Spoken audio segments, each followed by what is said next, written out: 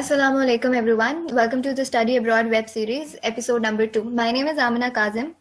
And my name is Safali Jaza. We start with the greatest name of Almighty Allah, who is one, the eternal, and the absolute, who begets not and nor is he begotten, and there is none equal to him. So proceeding further, a little about Study Abroad series is that usually students, even after the completion of their bachelor's, do not know how to further their studies in their particular field of interest. Most of us want to go abroad but have no idea about the prerequisites required. Therefore, DSC at DSU is trying their best to provide you guys with informative sessions so you guys can better plan ahead. I see a lot of you from the episode 1 of the series. I'll briefly describe the code of conduct. Be mindful of the ethical code that is to be followed throughout the session. Do not open your microphones and be respectful to the speaker and your fellow attendees, since we have a zero tolerance policy for inappropriate behavior. Thank you.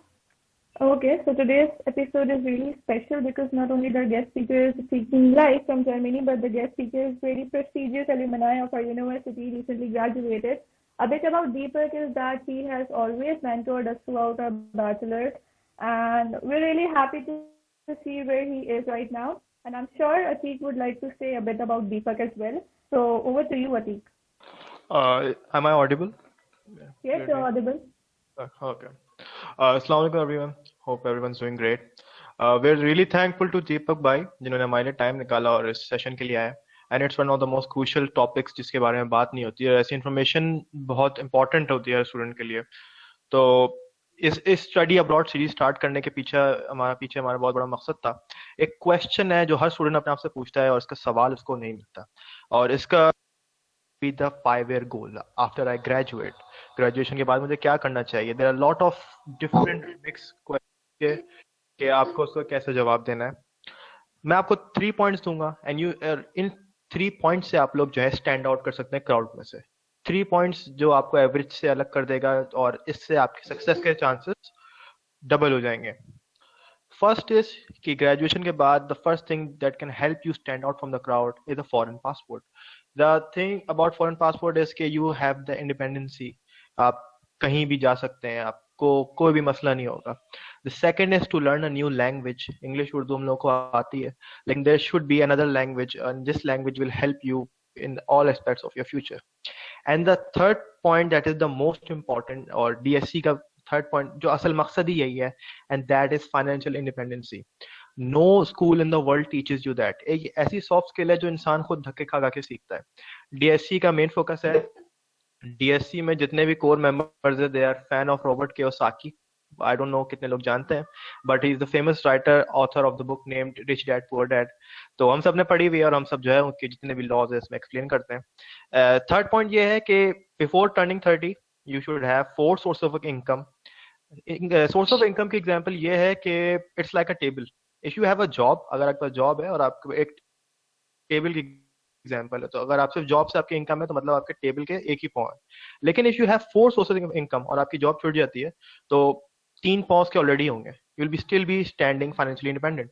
तो main मकसद DSC का यही है कि students को कि वो crowd से स्टैंड आउट करें. First is a foreign passport, second is to learn a new language, and the third is to have 4 sources of income. I will hand this over to Deepak भाई to start over. या बिस्मिल्लाहिर्रहमानिर्रहीम. मेरी आवाज आ रही है सबको? जी आ रही है. ओके, तो ये सेशन जो है ये बड़ा प्रिसाइज सेशन होगा. प्रिसाइज से मतलब कि हर पॉइंट से जो भी जितने भी पॉइंट्स मैं एलेबरेट करूंगा वो बिल्कुल डिटेल में होंगे, तो थोड़ा सा लंबा सेशन जा सकता है.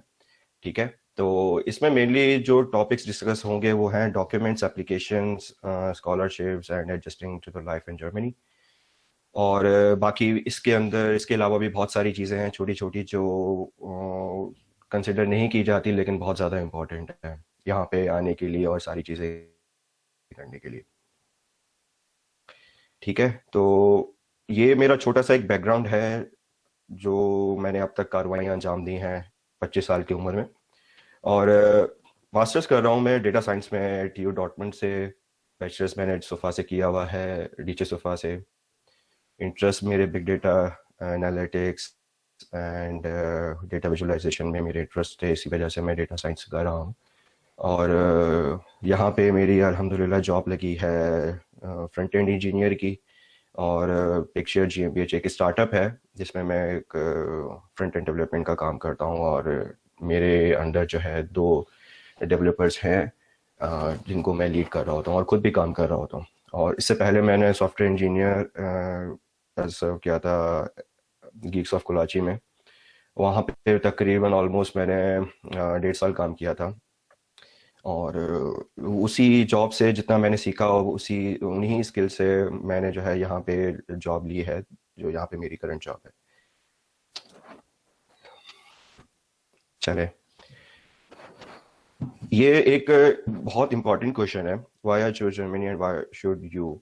ये एक ऐसा क्वेश्चन है जो एम्बेसी में आपको घुमा के रख देता है। जब आप सोच भी रहे होते हैं, आपके पास बहुत सारे एक्सपेक्ट्स होते हैं जो आपको जो है ना मतलब अट्रैक्ट करते हैं जर्मनी आने के लिए, लेकिन at the time of interview, at the time of preparing your letter of motivation, आपको ये सारी चीज़ें भूल जाती हैं। तो इसलिए मैंने जो है यहाँ पे एक अलग से इसके लिए स्लाइड रखी है।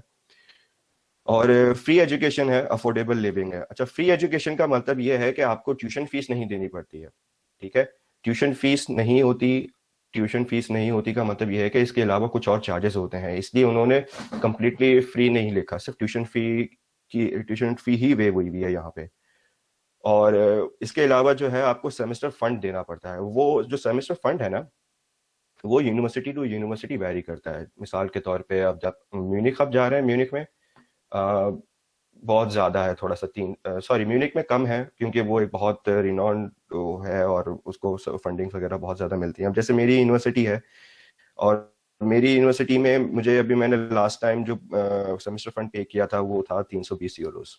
अब उसमें बहुत सारी चीज़ें इंक्लूड होती हैं, वो मैं बाय द टाइम आपको बताता रहूँगा। अफोर्डेबल लिविंग का क्या मतलब है? अफोर्डेबल लिविंग को मैं अगर आपको एग्जाम्पल दूँ तो यहाँ पे बहुत सारी वैरायटीज़ का सामान मिलता है खाने पीने के लिए। यहाँ पे आपका जो मेन का खर्चा होता है वो होता है आपका रेंट, और आपका meal, and the third one is accommodation. ये 3 चीज़ें हैं। और अगर आप बहुत ज़्यादा ऐसे हैं कि किसी भी चीज़ पे राज़ी हो जाते हैं, किसी भी चीज़ पे मतलब कि खाने वगैरह में आपके नखरे नहीं होते हैं, तो बहुत इजीली आपका यहाँ पे सरवाइव करना बहुत अच्छा हो जाता है। आपका बहुत अच्छे तरीके से आप सरवाइव कर सकते हैं यहाँ पे। और प्राइसेस भी खाने की, खास तौर पे खाने की बहुत कंपैरेटिवली अच्छी क्वालिटी की अगर आप कंपेयर करें तो पाकिस्तान से मोर और लेस 19-20 का फर्क होता है, ज़्यादा फर्क नहीं है।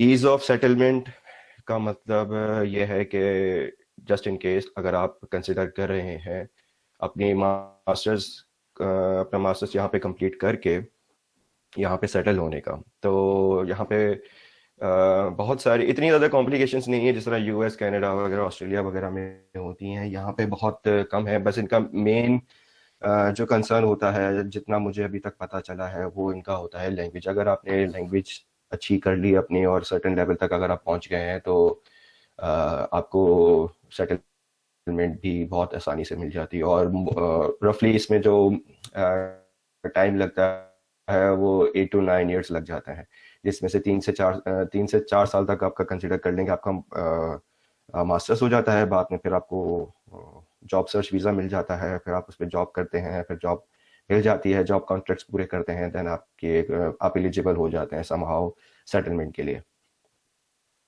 जॉब अपॉर्चुनिटीज़ यहाँ पे ख़ास तौर पे IT स्टूडेंट्स के लिए बहुत ज़्यादा है जॉब अपॉर्चुनिटीज़। अच्छा, स्पेशली उनके लिए जिन्होंने जावास्क्रिप्ट के फ्रेमवर्क्स पे काम किया हुआ है। मेरे कुछ दोस्त हैं जो मैकेनिकल के हैं और जो केमिकल इंजीनियरिंग से रिलेटेड हैं, वो भी बहुत अच्छी जॉब्स कर रहे हैं यहाँ पे। और जॉब अपॉर्चुनिटीज़ मैंने इसलिए लिखा है क्योंकि यहाँ पे जैसे पाकिस्तान में होता है कि भाई आजकल जो है IT का बूम चल रहा है, और यहाँ पे ऐसा नहीं है कि यहाँ पे सिर्फ IT का बूम चल रहा है। यहाँ पे आर्ट्स वाले भी बहुत अच्छे पैसे कमा रहे हैं, IT वाले तो कमा ही रहे हैं, एंड मैकेनिकल वाले बहुत बूम कर रहे हैं। यहाँ पे ऑडी, आपकी मर्सिडीज, BMW, वॉक्सवैगन और बहुत सारी जो हम गाड़ी गुजर रही होती है तो उसको पीछे मुड़ के देख रहे होते हैं, वो गाड़ियाँ यहाँ पे ऐसी होती हैं कि कोई बहुत बड़ी यहाँ पे ऐसे कोई छोटी मोटी गाड़ी है। तो यहाँ पे इनकी मार्केट वैल्यू बहुत ज़्यादा है, कंपटीशन बहुत ज़्यादा है, इसलिए जॉब्स भी काफ़ी ज़्यादा है। और इनको वर्कफोर्स भी चाहिए। इनके पास जर्मनी या मोस्टली यूरोपियन कंट्रीज के पास वर्कफोर्स नहीं है कि वो बाकी रेस्ट ऑफ द वर्ल्ड से compete कर सकें, तो इनको वर्कफोर्स भी चाहिए होती है। इसी वजह से ये लोग आपको बहुत लीनियंट प्रोसेस से थ्रू प्रोसेस होता है इनका, जिसके थ्रू आप यहाँ पे आ सकते हैं। पाकिस्तानी कम्युनिटी यहाँ पे जर्मनी में आफ्टर इटली, मैं कहूँगा इटली में बहुत ज़्यादा है, आफ्टर इटली मैं कहूँगा कि जर्मनी में बहुत ज़्यादा है। आपको मिलने मिलाने के लिए ऐसा होता है कि जैसे किसी सिटी में आप हैं तो वहाँ पे कुछ एक सीनियर्स होते हैं, सीनियर से मुराद के वो उनकी फैमिलीज भी यहीं पे सेटल्ड हुई हुई होती हैं। मिसाल के तौर पे अभी बड़ी ईद आई थी तो मेरे फ़ौरन आने के बाद जो है एक गेट टुगेदर अरेंज किया गया था, और वो जिस बंदे ने अरेंज किया था वो काफ़ी अरसे से यहाँ पे है, लाइक 12-13 साल से है, तो उनका घर भी है और सब कुछ है, तो उनके घर पे ही हमारी जो है गेट टुगेदर हुआ था। और बहुत अच्छी पाकिस्तानी कम्युनिटी आपको बहुत ज़्यादा सपोर्ट करते हैं आपके मसले मसाइल में। ज़्यादातर मसले मसाइल यहाँ पे जो होते हैं वो यही होते हैं कि भाई नेक्स्ट प्रोसेस क्या है, अच्छा मैंने ये काम कर लिया तो इसके बाद क्या करूँ और कैसे करूँ, तो यहाँ पे गाइडेंस बहुत अच्छी मिल जाती है। अच्छा, मेरा ड्रीम था जर्मनी आना, इसलिए मैंने यहाँ पे इसको किया है, क्योंकि मैं काफ़ी अरसे से इस प्रोसेस के पीछे लगा हुआ था। Like after mid of my bachelors मैं इस प्रोसेस के पीछे लगा हुआ था कि मुझे किस तरीके से सारी चीज़ें करनी है। और साथ ही फिर मेरे कुछ दोस्त थे जिनके साथ मैंने प्लान्स किए और आने के सारी चीज़ें अरेंज की। सारी इंफॉर्मेशन जो है ऑनलाइन मिल जाती है आपको, तो वो गैदर करना और उसको उसकी एक प्रॉपर टाइमलाइन बनाना कि कौन सी चीज़ पहले करनी है, कौन सी चीज़ बाद में करनी है, कौन सी चीज़ पैरेलल हो सकती है, तो ये सारी चीज़ें हैं। ठीक है, next to contents of the talk, ये कुछ होंगी, टाइमलाइन कैसे बनानी है, रिक्वायर्ड डॉक्यूमेंट्स क्या होंगे आपके,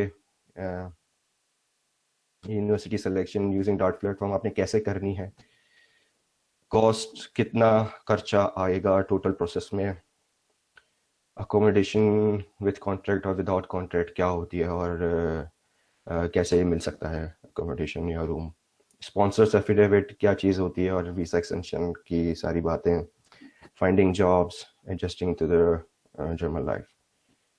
अच्छा, टाइमलाइन देखते हैं हम। अच्छा, मैं जो है रिकमेंड करूँगा कि सारे जो भी जिनकी जीपीए भी 2.7 से ऊपर है ना, वो स्कॉलरशिप्स के लिए अप्लाई करें, क्योंकि मोस्टली लोगों को ये लग रहा होता है कि यार स्कॉलरशिप तो हाई अचीवर्स को मिलती है, तो मेरी जीपीए तो बहुत कम है और मुझे नहीं मिलेगी। तो ये एक परसेप्शन पाया जाता है हमारे पास पाकिस्तान में, तो जो है ना लोग इस डर की वजह से कि मुझे नहीं मिलेगी अप्लाई नहीं करते हैं। एरास्मस मुंडस और डार्ट स्कॉलरशिप ये भी कुछ, अच्छा डार्ट की मोस्टली जो स्कॉलरशिप होती है वो एचईसी से कोलैबोरेटेड होती है और एचईसी भी आपके साथ होती है, और लेकिन उसमें कुछ सर्टेन रिस्ट्रिक्शंस होती हैं कि आपने अपनी डिग्री पीएचडी या कुछ भी पूरा करके पाकिस्तान वापस आना है, और कुछ चीज़ें रिस्ट्रिक्शंस होती हैं। कुछ स्कॉलरशिप्स होती हैं जो कम्प्लीटली डार्ट की अपनी होती हैं, तो उनमें कुछ रिस्ट्रिक्शंस नहीं होती हैं आपके पास। एरास्मस मुंडस एक स्कॉलरशिप है जो पूरे यूरोप में आपको देता है स्कॉलरशिप्स होती है। लाइक आपने कुछ सेमेस्टर्स आपने किसी एक यूनिवर्सिटी में पढ़े और कुछ सेमेस्टर्स आपने किसी यूनिवर्सिटी में पढ़े, अच्छा कंट्री भी चेंज हो जाता है। अब मेरे कुछ दोस्त हैं जो कर रहे हैं ये इस तरीके से, लाइक इटली में उनका है एक कोर्स उनका एक सेमेस्टर उनका इटली में है, एक सेमेस्टर उनका जर्मनी में है, एक सेमेस्टर उनका फ्रांस में है, स्पेन में भी है। तो कोर्सेज भी आप ऑप्ट कर सकते हैं। मिसाल के तौर पे मेरी यूनिवर्सिटी जो है वो स्टैट्स के लिए मानी जाती है, स्टैटिस्टिक्स के लिए मानी जाती है। तो कुछ आपका कोर्स आपने अगर स्टैट्स बहुत अच्छी पढ़नी है तो आप जो है मेरी यूनिवर्सिटी में TU डॉर्टमंड आ जाएं या किसी और यूनिवर्सिटी में चले जाएं, जिस भी फील्ड का आपको लगता है कि उसमें अच्छी चीज़ें हैं। एरास्मस मुंडस का मैंने आपको बता दिया, डार्ट का भी बता दिया। Next is universities own scholarship. अब कुछ NGOs होती हैं जो यूनिवर्सिटीज़ को लाइक बोलती हैं कि यार हमें स्पॉन्सर करना है कुछ स्टूडेंट्स को, तो उनके फिर अलग से रिक्वायरमेंट पे लाइक करते हैं then okay to get these scholarships. और मोस्टली अगर आप स्कॉलरशिप क्या होती है कि यहाँ पे आपको लिविंग एक्सपेंस मिल जाता है, लिविंग एक्सपेंस में आपका अकोमोडेशन मिल जाता है, मील भी मिल जाता है, ट्यूशन फीस यहाँ पे वैसे ही फ्री है, और सेमेस्टर फंड जो आप तकरीबन ऑन एवरेज 250 to 300 आप पे कर रहे होते हैं, वो भी आपका वेव हो जाता है। अच्छा, अगर आपका इरादा है तो अच्छा, ये दो कंडीशंस है, मैं यहाँ पे दूसरी शायद मैंने मेंशन नहीं की है। तो अच्छा, ये है अगर आपका इरादा है मास्टर्स करने का राइट आफ्टर योर बैचलर्स, तो उसमें होता है क्या है कि उसमें दो तरह के प्रोसेसेस होते हैं। वो फिर आपका डिपेंड करता है कि अगर आप पाकिस्तान में फॉल में ग्रेजुएट हो रहे हैं या फिर लाइक फॉल होता है, कौन सा होता है, समर नहीं, स्प्रिंग होता है, स्प्रिंग में ग्रेजुएट हो रहे हैं या फिर फॉल में ग्रेजुएट हो रहे हैं। मैं फॉल सेमेस्टर में ग्रेजुएट हुआ था, तो नेक्स्ट जो एडमिशन्स जाने थे, फॉल हमारा ख़त्म हुआ था, दिसंबर में ख़त्म हुआ था, और काइंड ऑफ अप्रैल तक एडमिशन्स चलते हैं, एडमिशन्स मिल जाते हैं। तो उसके बाद 1-2 महीने और अगर आप एडअप कर लें तो आप जा सकते हैं, लाइक 6 to 7 months में आप जर्मनी आ सकते हैं आफ्टर योर बैचलर्स। और मैं ये प्रेफर करूँगा कि आप फ़ौरन लाइक कुछ इस तरीके से ना आए, क्योंकि यहाँ पे जॉब्स बहुत अच्छी हैं और आपको मिल जाती हैं, कंपटीशन बहुत टफ है, बहुत ज़्यादा जॉब्स हैं, लेकिन कंपटीशन भी उतना ही टफ है, मेरा ये परसेप्शन है। बाकी आप जिस तरीके से आना चाहें उस तरीके से कर सकते हैं। लाइक मैं ये कहूँगा कि आप पहले 1 साल जो है जॉब कर लें किसी भी फील्ड में, वहाँ पे आपको अपना एक अच्छा खासा एक्सपीरियंस हो जाएगा, और उसके बाद जो है आप यहाँ पे जो है अपना जो भी प्रोसेस आप स्टार्ट कर सकते हैं। अच्छा, सेलेक्ट यूनिवर्सिटी साइमल्टेनियसली। अच्छा, हर यूनिवर्सिटी के 2 सेमेस्टर, मोस्टली हर यूनिवर्सिटी आपको हर प्रोग्राम आपको दोनों सेमेस्टर्स में ऑफर करती होती है। विंटर एंड समर सेमेस्टर्स यहाँ पे होते हैं। विंटर हमारा वाला ये होता है जिसको हम फॉल कहते हैं, समर हमारा होता है लाइक जो हम स्प्रिंग कहते हैं, जो हमारा फेब से स्टार्ट हो रहा होता है, नहीं सॉरी, हमारा जो स्टार्ट हो रहा होता है यहाँ से अप्रैल स्टार्ट होता है, अप्रैल से समर स्टार्ट होता है, तो मेरे ख्याल से ये फिर गैप ही होता है, ठीक है। और सिलेक्ट यूनिवर्सिटीज साइमल्टेनियसली, आपने अगर प्लान कर लिया है यहाँ पे आने का, तो आपने सबसे पहले जो है अपनी यूनिवर्सिटीज शॉर्ट लिस्ट करनी है आपके एरिया ऑफ इंटरेस्ट के हिसाब से। मैं अभी आपको आगे चल के थोड़ा सा छोटा सा डेमो दूंगा कि आपने यूनिवर्सिटीज़ कहाँ से जाके देखनी है और किस तरीके से अपने फील्ड ऑफ इंटरेस्ट की यूनिवर्सिटीज़ को फिल्टर करना है। आइल्स सर्टिफिकेशन आपको चाहिए, टॉफल भी कर सकते हैं। अच्छा, यहाँ पे एक और पॉइंट आ जाता है, यहाँ पे एक और पॉइंट ये है कि मैंने जिस तरीके से अप्लाई किया था, आइल्स मैंने एग्जाम करवा लिया था अपना। वो कैसे करवाया था कि मैंने अपनी यूनिवर्सिटी को बोला था कि मुझे एक सर्टिफिकेट चाहिए जिसमें ये लिखा हो कि मैंने अपने सारे कोर्सेज इंग्लिश में पढ़े हैं, सारे इंग्लिश टॉट कोर्सेज थे मेरे, और ऐसा ही था, सारे इंग्लिश टॉट कोर्सेज ही थे। वो अलग बात है कि लेक्चर्स इंग्लिश में नहीं होते थे, लेकिन समटाइम्स टीचर्स जो होते थे वो इंग्लिश में ही देते थे।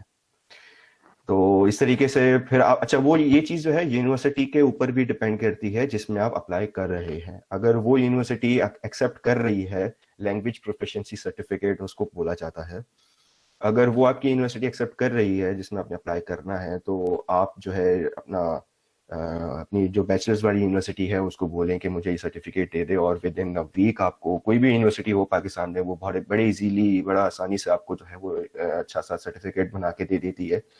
वो फिर सर्टिफिकेट आप इन प्लेस ऑफ आइल्स जो है आप दे देते हैं। अच्छा, एम्बेसी की वेबसाइट पे भी लिखा है any certificate which proves that you have studied in English, उसमें उन्होंने आइल्स और टॉफल भी दिया हुआ है, लेकिन एग्जाम एटीसी में जो होता है, तो उसके बाद उन्होंने कुछ ये भी जो है फ्रेज ऐड किया हुआ है, कोई भी सर्टिफिकेट जो आपकी प्रोफिशिएंसी प्रूव कर दे, ठीक है।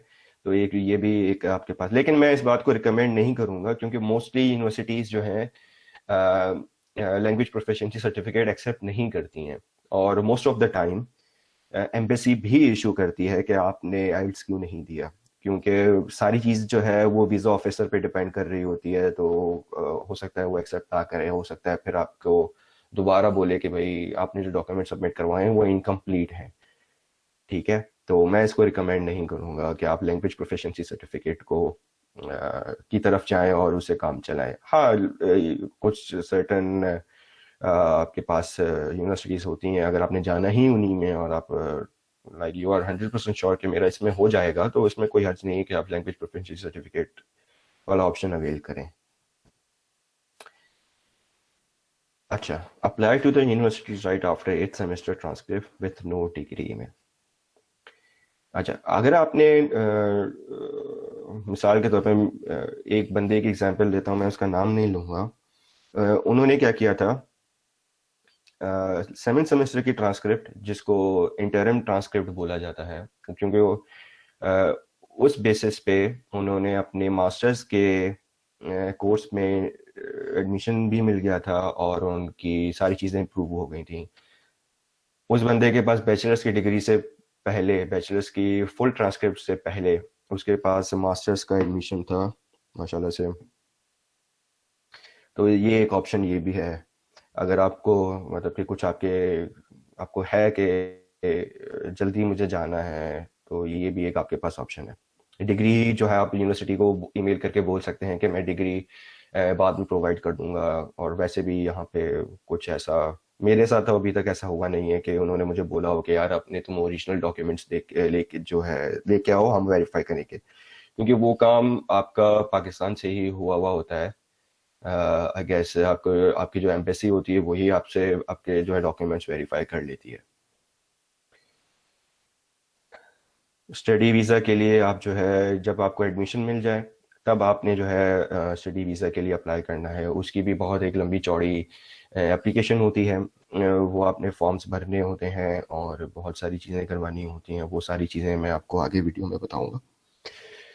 और उसके बाद क्या है, ट्रैवल हेल्थ इंश्योरेंस आपने लेनी है उसके बाद, और फिर आपके मज़े हो जाएंगे। और इसके बाद अगर हम चलते हैं, अच्छा रिक्वायर्ड डॉक्यूमेंट्स जो है इसमें एक था, क्या क्या डॉक्यूमेंट्स आपको चाहिए। आइल्स, टॉफल, लैंग्वेज प्रोफिशिएंसी सर्टिफिकेट, ये 3 ऑप्शंस हैं आपके पास अपनी इंग्लिश लैंग्वेज प्रोफिशिएंसी को प्रूव करने के लिए, ठीक है। टॉफल का स्कोर मुझे एग्जैक्टली याद नहीं है कि क्या है, वो भी इक्विवेलेंट टू 6.5 आइल्स ही होगा।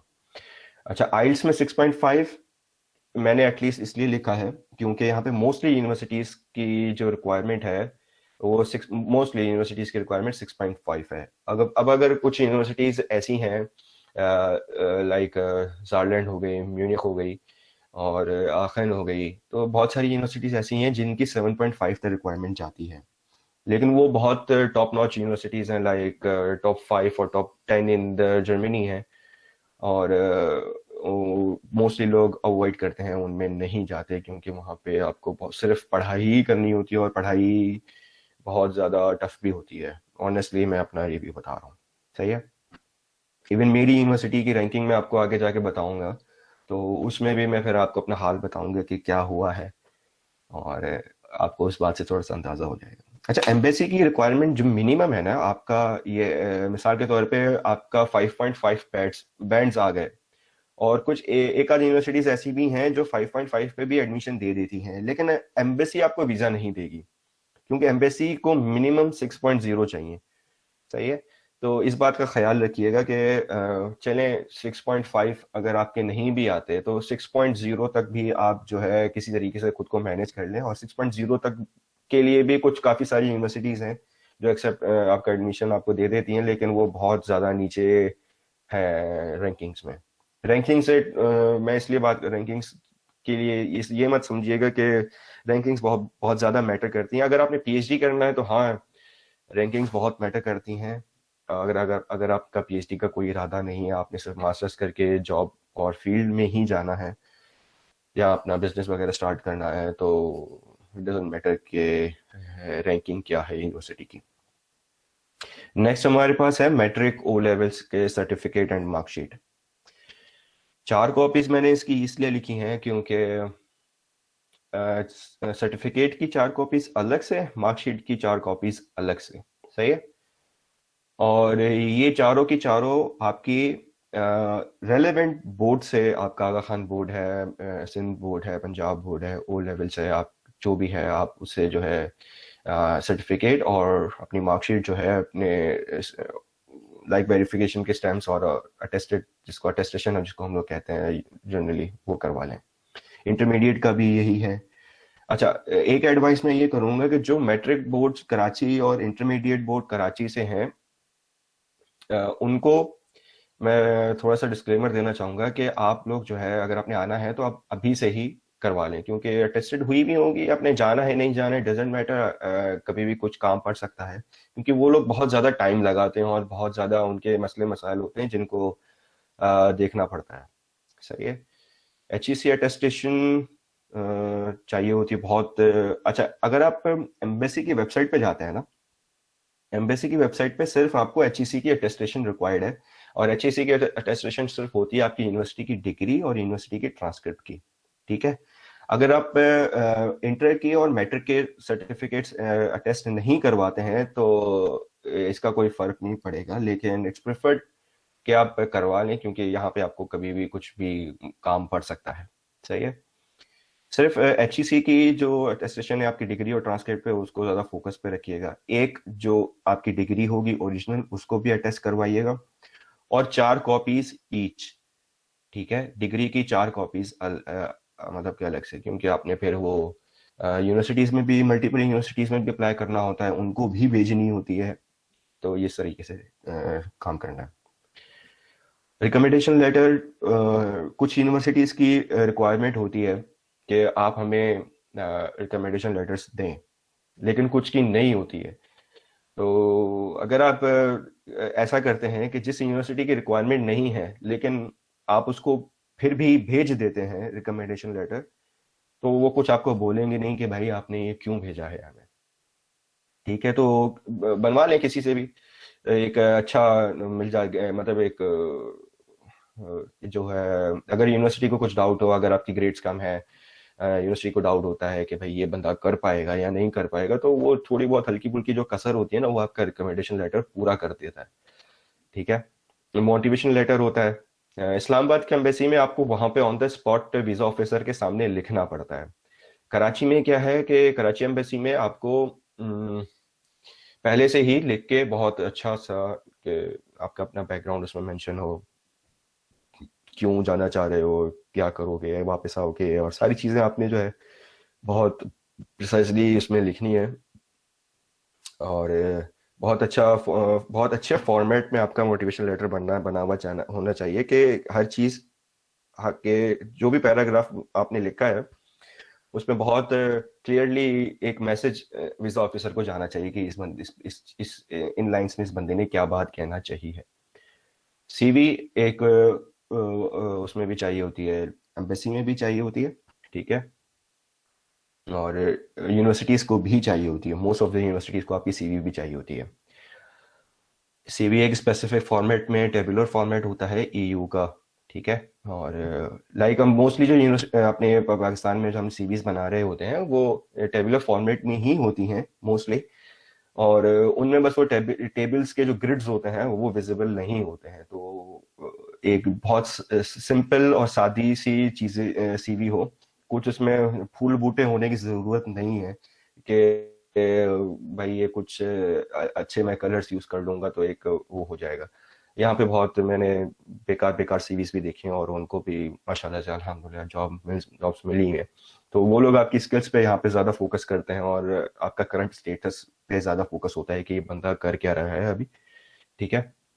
फॉर्मेट आपको यूरोपास CV मेकर जो है यहाँ पे एक हाइपर लिंक हुआ है, यहाँ पे आप देख सकते हैं। ठीक है। IBCC की अटेस्टेशन जो है वो अगेन मैं कहूँगा कि प्रिफर्ड है, लेकिन नहीं करवा रहे तो कोई मसला नहीं। IBCC stands for inter board committee something, तो उसको आप करवा सकते हैं। ट्रांसक्रिप्ट भी आपने जो है अपनी निकलवानी होगी अपनी यूनिवर्सिटी से। अच्छा, ये सारे डॉक्यूमेंट्स हैं जो आपको चाहिए होंगे, लाइक एट अ टाइम आपके पास सारे डॉक्यूमेंट्स होने चाहिए, तब आप खुद को बोल सकते हैं कि हाँ भाई मैं रेडी हूँ अप्लाई करने के लिए। अटेस्टेशन मैंने अगेन आपको बता दिया, ये सारी चीज़ें कौन कौन सी हैं, ये सारी चीज़ें अटेस्टेशन कहाँ से होंगी का जो है सारी चीज़ें इसमें मैंने अलग से लिख दी हैं। मैंने प्राइसेस भी लिख दिए हैं। वन ओरिजिनल अटेस्टेशन जो है 800 रुपये की होती है, और अगर आप एक कॉपी जो है किसी भी डिग्री या ट्रांसक्रिप्ट या टेस्ट करवाते हैं तो वो 500 रुपये की होती है। और HEC का भी बहुत अच्छा सिस्टम हो गया है कि आप अपॉइंटमेंट ले लेते हैं और वो आपको एक टाइम ब्रैकेट देते हैं कि इसके इस टाइम से लेके इस टाइम तक अगर आप आ जाते हैं तो हम आपको करके दे देंगे, और वो ऑन द स्पॉट मिल जाती हैं। वो बहुत अच्छी बात हो गई है।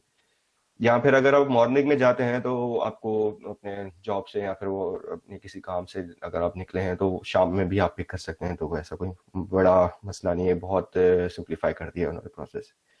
और ये सारी चीज़ें अगर आपके पास हैं तो आप रेडी हैं यूनिवर्सिटीज़ में अप्लाई करने के लिए। आगे चलते हैं। अच्छा, मैं जो है थोड़ा सा एलिब्रेट भी कर देता हूँ। अच्छा, आपने जो है ये डार्ट प्लेटफॉर्म है, डार्ट पे आपने जाना है। डार्ट पे जाके आपने जो है ये डार्ट मैंने खोला हुआ है, सही है। मिसाल के तौर पे अगर मैं यहाँ पे लिखता हूँ डेटा साइंस, ठीक है, मैंने डेटा साइंस लिख दिया। कोर्स टाइप मुझे मास्टर्स चाहिए, कोर्स लैंग्वेज मुझे इंग्लिश चाहिए, प्रेफर्ड मेरी ये है। फील्ड ऑफ स्टडीज़ मैंने इंजीनियरिंग कर दी, अगर आप इसको नहीं भी करते तो कोई मसला नहीं है। सर्च किया, 774 results of for your criteria, ये मेरे पास आ गए, ठीक है। और ये सारी यूनिवर्सिटीज़ हैं ये जो डेटा साइंस ऑफर कर रही हैं।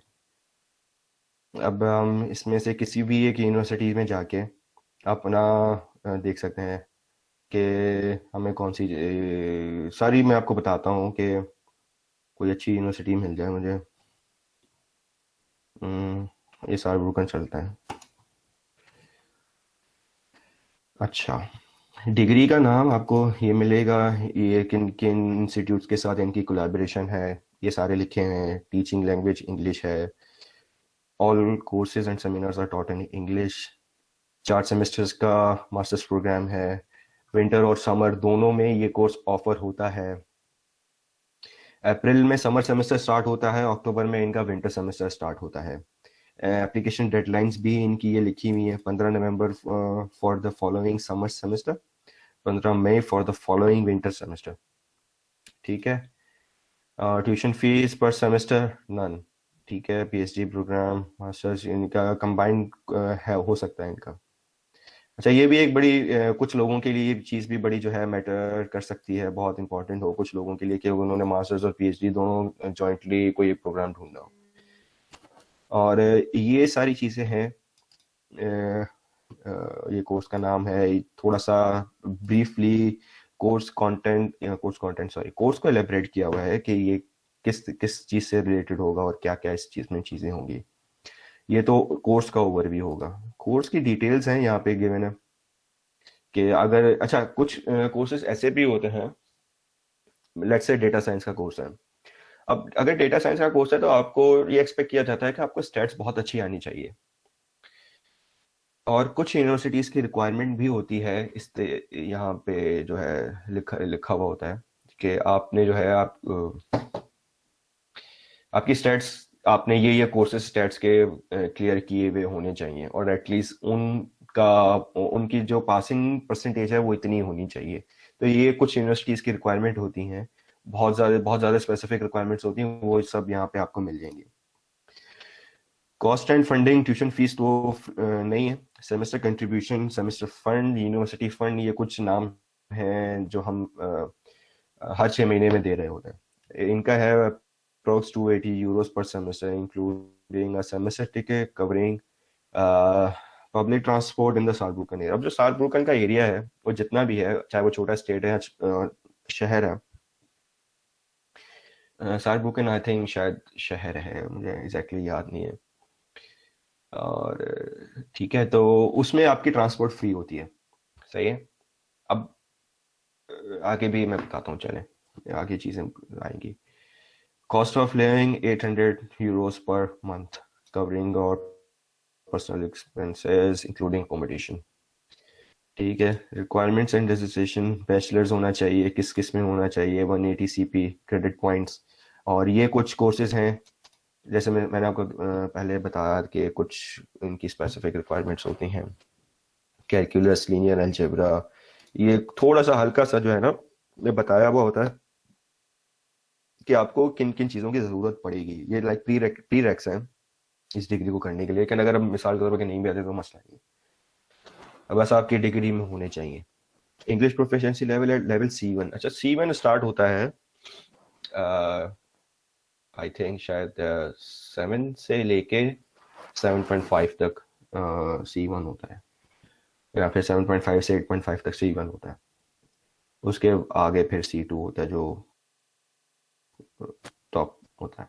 ठीक है, ये इंग्लिश रिक्वायरमेंट्स भी लिखी हुई हैं अच्छा, सबमिट एप्लीकेशन। अच्छा, ये जो है एप्लीकेशन गाइड भी हर यूनिवर्सिटी की अपनी होती है कि उनको क्या क्या चीज़ें चाहिए। और ऐसा भी हो सकता है कि आपने जो है डायरेक्टली बाय पोस्ट उनको अपने डॉक्यूमेंट्स भेजे हैं। ऐसा भी होता है कि डायरेक्टली आपने ऑनलाइन एप्लीकेशन भी भरनी है। ठीक है, सर्विसेज हो गई, ये सारी कुछ होती हैं। इस पर मैंने भी आज तक भी इस पर फोकस नहीं किया कि ये होता क्या है। खैर, आप पढ़ना चाहें तो पढ़ सकते हैं। ठीक है, ये हो गया छोटा सा डेमो। आपने फिर जो है ये करना है। ठीक है, अपने यूनिवर्सिटी शॉर्टलिस्ट करनी है। अच्छा, 10,332 यूरोस जो भी हैं, प्लस मिसलेनियस। मैं आपको बताता हूँ कि मिसलेनियस क्या होता है। मिनिमम जो रिक्वायरमेंट है आपके पास, ये 10,332 यूरोस आपके पास होने चाहिए। अच्छा, सबसे पहला क्वेश्चन मोस्टली लोगों को पता नहीं है कि ब्लॉक अकाउंट होता क्या है। अच्छा, ब्लॉक अकाउंट ऐसा होता है कि आपने ये अमाउंट 10,332 यूरोस आपने जर्मनी की किसी एक बैंक में आपने ब्लॉक करवाने होते हैं। ब्लॉक करने का मतलब क्या होता है कि आप उसमें से पैसे अपनी फ्री विल के हिसाब से नहीं निकाल सकते। जर्मन गवर्नमेंट की पॉलिसी है कि इन्होंने जो है ना एक एस्टिमेट लगाया हुआ है कि एक नॉर्मल स्टूडेंट का कितना खर्चा आ जाता है मंथली। तो इसका बनता है, अगर आप इसको 12 पे डिवाइड करें तो 861 या फिर 71 कुछ बनता है। सही है। और उसके अंदर जर्मन गवर्नमेंट समझती है कि आपका पूरा एक्सपेंस कवर हो जाएगा। ठीक है, इंक्लूडिंग आपका रहना पीना, मेडिकल एक्सपेंस और खाना पीना, घूमना फिरना, सब कुछ उसके अंदर हो जाएगा। ठीक है। अच्छा, ये पैसे हैं 1 साल के। ठीक है, अगेन ये पैसे हैं 1 साल के। 1 साल के लिए ये आपके पैसे ब्लॉक होते हैं, और हर महीने इसमें से 10-30 जो भी अमाउंट बनती है इसकी डिवाइडेड बाय अगर 12 करें तो वो अमाउंट आपको हर मंथ आपके यहाँ पे दूसरा आप करंट अकाउंट खुलवाते हैं उसमें आपको रिसीव होते हैं। मुझे भी होते हैं। अच्छा, मिसलेनियस चार्जेस क्या होते हैं? अच्छा, इसमें भी आपने यूरोज में प्लस करना है। मिसाल के तौर पे मुझे सबमिट करवाने थे 10,236 यूरोज, 10,236 यूरोज। मैंने जमा करवाए थे 10,400 यूरोज। वो क्यों जमा करवाए थे 10,400? वो ऐसे जमा करवाए थे कि कुछ पैसे लाइक 30 से 45 यूरोज जो हैं वो ट्रांजैक्शन होता है कि आप एक कंट्री से दूसरी कंट्री पैसे ट्रांसफर कर रहे हैं, वो आपको फीस लगती है उसकी। ठीक है, इसमें से अच्छा कुछ पैसे PKR में जिस बंदे से आप ट्रांसफर करवा रहे होते हैं, लाइक लेट्स से कोई करेंसी एक्सचेंज वाला है, ठीक है, उससे आप पैसे ट्रांसफर, वो उसकी तकरीबन कोई 5-6 हज़ार उसकी फीस होती है। सही है। और कुछ भी, अच्छा 100 यूरोज होता है बफर अमाउंट। बफर अमाउंट ऐसा होता है कि इनकेस अगर आप इसके ऊपर अगर आप 100 यूरोज ऐड करें तो 10,432 यूरोज बनेंगे। वो बफर अमाउंट इसलिए होता है कि कहीं ट्रांजैक्शन वापस करनी पड़ जाए, कुछ ट्रांजैक्शन की डिटेल्स में कुछ अगर रह गया हो तो वो जो है ट्रांजैक्शन एक बार होती है, फिर वहां से पैसे इधर आते हैं पाकिस्तान, और पाकिस्तान से दोबारा फिर जर्मनी जाते हैं, तो उसमें उसके लिए वो for the safe side buffer amount उसमें डिडक्ट होती है।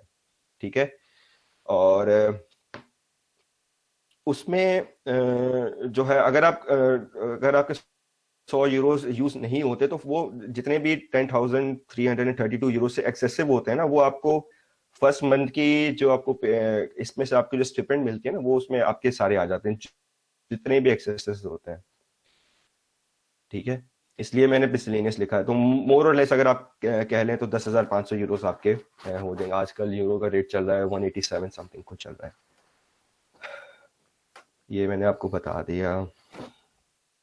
यूनिवर्सिटी फंड और semester fund varies with respect to 300 euros, ये भी मैंने आपको पिछली स्लाइड में बता दिया था।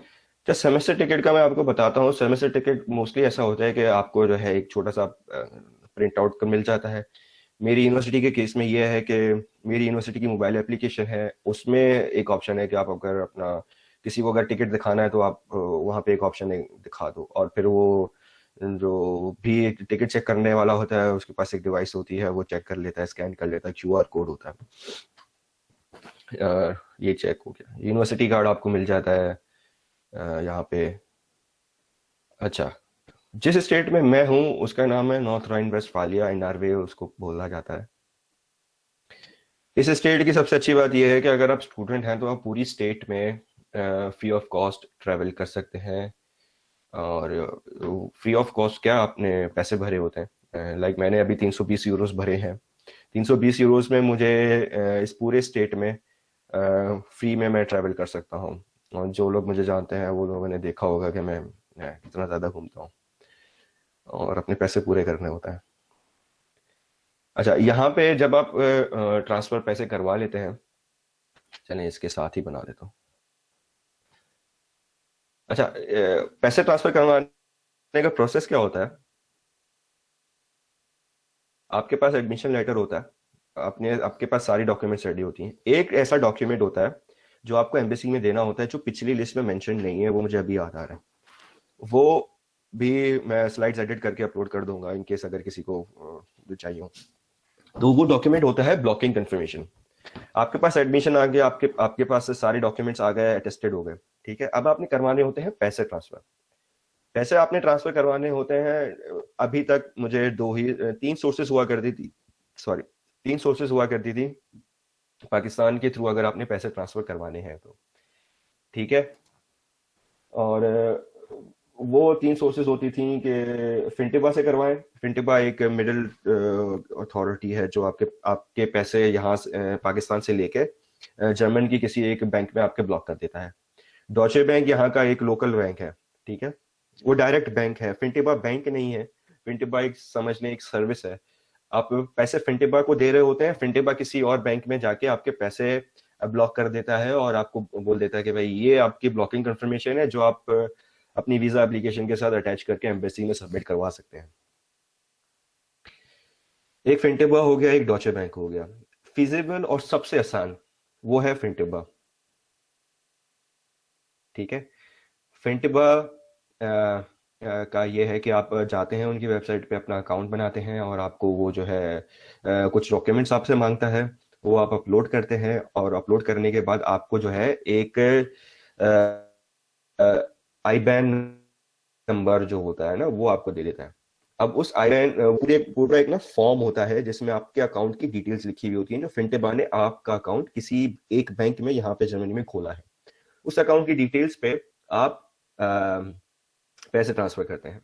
पैसे ट्रांसफर करने के बाद, क्योंकि पाकिस्तान में ऐसा है कि मनी लॉन्ड्रिंग के बहुत ज्यादा केसेस आए थे, तो उन्होंने क्या किया हुआ है कि आपने अपने प्रूफ ऑफ इनकम दिखाना होता है कि जो भी बंदा आपको स्पॉन्सर कर रहा है, आपका भाई है, आपके चाचू हैं, आपके अब्बा जी हैं, कोई भी है, उस स्पॉन्सर की इनकम कहाँ से आई।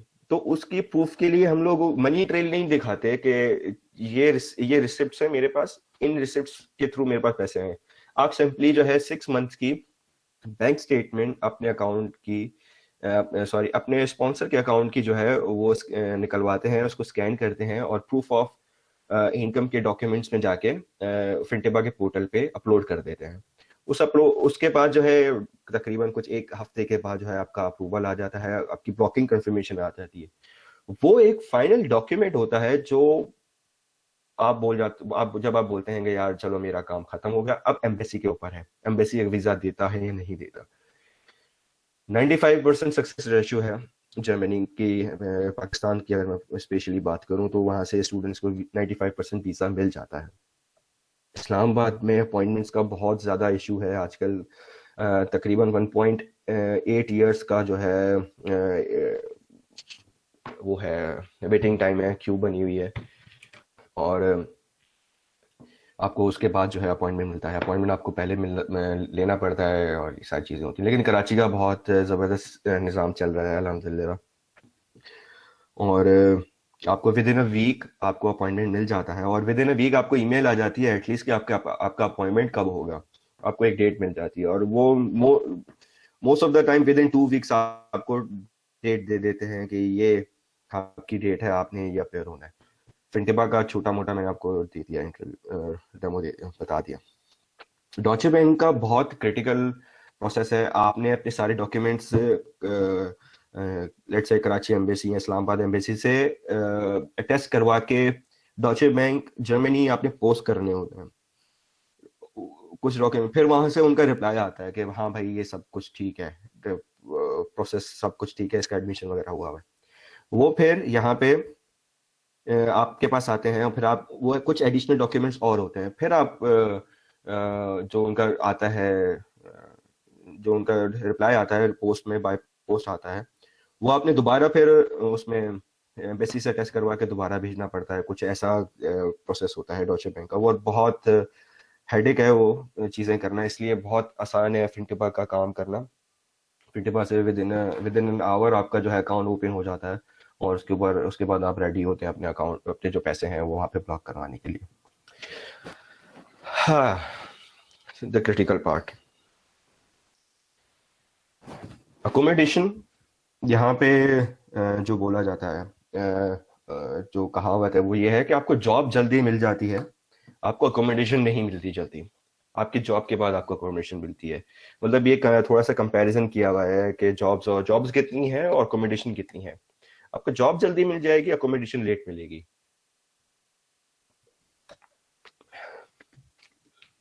अकोमोडेशन ढूंढने के लिए ये कुछ वेबसाइट्स हैं, मैंने वेगेसुक्ट और वेगेसुक है, इन पे आप जाके अकोमोडेशन देख सकते हैं। Shared room cost around 300 to 350। और अच्छा, ये जो कॉस्ट लिखी हुई है ना, ये है some kind of mediocre city, जो जैसे मेरा सिटी है डॉर्टमंड में रहता हूँ, तो इसमें आपको बहुत अच्छा रूम 300 to 350 में आपको मिल जाता है। ठीक है। अच्छा, गर्ल्स को मैं एडवाइस करूँगा कि अगर वो आना चाह रही हैं और वो चाहती हैं कि मुझे शेयर्ड अपार्टमेंट में रहना है, किसी के साथ रहना है, तो वो बहुत टाइम से पहले, मतलब जब भी उनका प्लान है, वो बहुत अर्ली जो है अपनी अकोमोडेशन ढूंढने की देख लें। Once you get the admission और आपने डिसाइड कर लिया कि मुझे इसी यूनिवर्सिटी में जाना है, आप अकोमोडेशन देखना शुरू कर दें। अच्छा, गर्ल्स का ये होता है थोड़ी सी उसमें ये है कि मिसाल के तौर पे यूनिवर्सिटी में जितने भी आपके डॉम्स बने हुए हैं, उन डॉम्स में लाइक सारे, किसी का ऐसा नहीं है यहाँ पे कि भाई ये गर्ल्स ब्लॉक है और ये वाला बॉयज का ब्लॉक है। यहाँ पे सारे साथ में होते हैं। साथ वाले कमरे में आपकी लड़की रह रही होती है, वहाँ पे आगे साथ में लड़का रह रहा होता है। कोई बड़ा मसला नहीं है यहाँ पे। और दूसरी बात कि कुछ प्राइवेट अकोमोडेशंस होती हैं, जैसे कि मैं रह रहा हूँ प्राइवेट अकोमोडेशन में रह रहा हूँ। ठीक है, मुझे यूनिवर्सिटी का डॉम अभी तक नहीं मिला है क्योंकि मेरा नाम अभी तक क्यू में है। ठीक है। और अगर आपको प्राइवेट अकोमोडेशन चाहिए तो मोस्टली ऐसा होता है कि अगर लड़कियां रह रही हैं तो प्राइवेट अकोमोडेशन की खास तौर पे बात कर रहा हूँ कि अगर उसमें लड़कियां रह रही हैं तो वो भी प्रेफर करें कि उन लड़कियों में से अगर कोई लड़की छोड़ के जा रही है तो नया जो टेनेंट आएगा वो भी लड़की ही हो। ठीक है। तो ये यहाँ पे मैंने ट्रेंड देखा, वो प्रेफर करती हैं कि लड़कियां रहने ही हैं तो लड़कियां ही आए हैं। अच्छा, कुछ ऐसे होते हैं कि कुछ लड़कियां ऐसी होती हैं या फिर कुछ लड़के ऐसे होते हैं जिनको मसला नहीं होता respective of their gender, they just want their room to be fulfilled. ठीक है। और ये कुछ अच्छा टेम्परेरी अकोमोडेशन पे मैं आता। अच्छा, कॉन्ट्रैक्ट मैंने क्यों लिखा है अलग से और विदाउट कॉन्ट्रैक्ट क्यों लिखा है, इसमें बहुत बड़ा डिफरेंस है।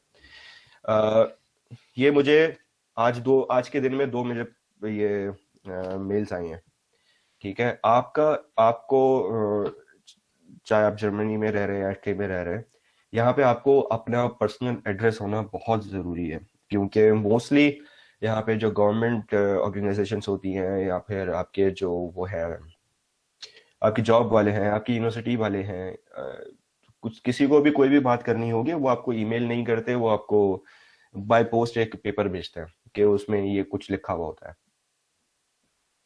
और ये सारी चीज़ें होती हैं, आपको जो है विद कॉन्ट्रैक्ट आपको लेना ही पड़ेगा। At the end of the day आपको विद कॉन्ट्रैक्ट अकोमोडेशन लेनी ही पड़ेगी।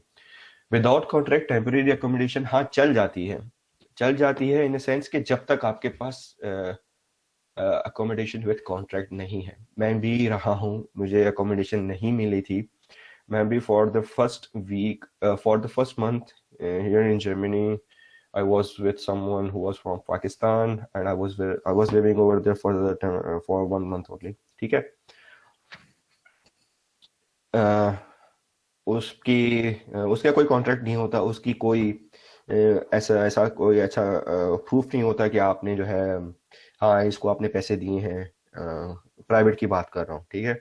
वो बंदा भी पाकिस्तानी था, मैं भी पाकिस्तानी था, तो म्यूचुअल हमारी अंडरस्टैंडिंग बन गई और हमने जो है मैंने उनको बोल दिया ठीक है मैं फला डेट को आऊँगा और आपके पास मैं लैंड आपके घर पे आ जाऊँगा।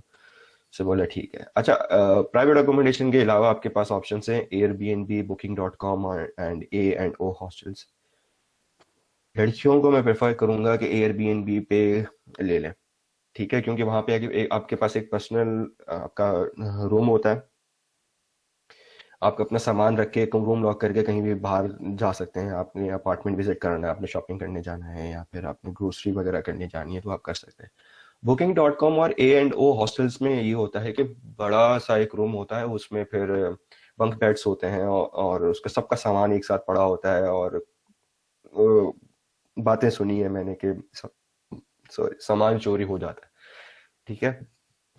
ये कुछ टेम्परेरी ऑप्शंस हैं इसके अलावा। और या मिसाल के तौर पे एक और ऑप्शन, आपका कोई दोस्त रह रहा है यहाँ पे, आप उसको बोलते हो कि यार मुझे कुछ दिनों के लिए अकोमोडेट कर दो, मैं तुम्हें पे कर दूंगा पर नाइट इतना, ठीक है। मिसाल के तौर पे एयरबीएनबी 20 यूरो ले रहा है तो मैं तुम्हें जो है 10 यूरो दे दूंगा क्योंकि तुम मेरे दोस्त हो।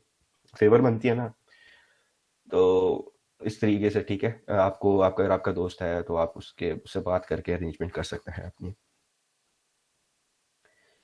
स्पॉन्सर्स एफिडेविट, अच्छा ये एक ऐसी चीज़ है जो मुझे यहाँ पे आके पता चली, जो मैंने तो नहीं बनवाई, लेकिन जो मेरे बाद आए उन सबको मैंने एडवाइस किया कि भाई बनवा के आओ, और वो सब बनवा के आए हैं, ठीक है। अच्छा, इसका फ़ायदा क्या होता है आपको, जो आपके पास ब्लॉकिंग कंफर्मेशन आपने जो वीज़ा के टाइम पे दी थी ना,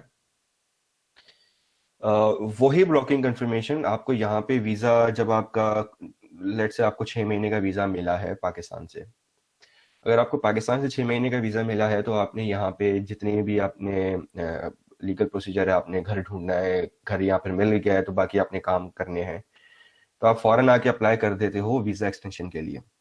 वीज़ा एक्सटेंशन के लिए जब आप यहाँ अप्लाई करते हैं, वीज़ा एक्सटेंशन के बाद आपको एक डेट दी जाती है कि आप इस डेट को आए हमारे पास, इस टाइम पे आ जाए, और आपसे वो एक्सपेक्ट करते हैं एक अदद ब्लॉकिंग कंफर्मेशन कि हाँ भाई इसके पास इतने पैसे हैं और ये इतने पैसे जो हैं इस पे जो है, तो मिसाल के तौर 10,332 यूरो हैं, इस पे 1 साल का ही वीज़ा मिलेगा आपको, ठीक है। अगर अब आपके पास स्पॉन्सर्स एफिडेविट है कि स्पॉन्सर्स एफिडेविट है कि मैं मिसाल देता हूँ, जो भी आपका स्पॉन्सर, आपके चचा ताया जो भी हैं, अब्बा हैं, वो आप उस एफिडेविट में आपने किसी भी तरीके से ये प्रूफ करना होता है कि जो भी आपका स्पॉन्सर है वो एलिजिबल है आपको सपोर्ट करने के लिए फाइनेंशियली। वो कैसे प्रूफ होगा? वो प्रूफ ऐसे होगा कि आपने मिसाल के तौर पे मेरे अब्बा के नाम पे एक घर है तो उन्होंने घर लिख दिया और घर की मार्केट वैल्यू लिख दी कि इतनी है, और उसका यूरो में इक्विवेलेंट अमाउंट लिख दिया कि इतना बनता है, ठीक है। आपके पास एक गाड़ी है, गाड़ी की मार्केट वैल्यू लिखी, उसके यूरो इक्विवेलेंट लिखा कि इतना बनता है। आपके पास कुछ एसेट्स ऐसे हैं जैसे शेयर्स हैं, कोई प्रॉपर्टी ली हुई है, कोई प्लॉट है, कुछ भी है, कहीं पे इन्वेस्टमेंट की हुई है, वो आपने सब कुछ लिखना होता है।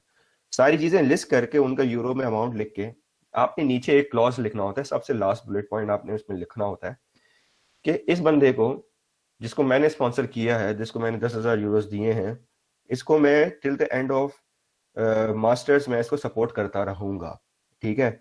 और क्या कहते हैं, जो भी अमाउंट पर मंथ बनती है 861 जितने भी यूरोज है, मैं उसको पर मंथ भेजता रहूंगा, ठीक है।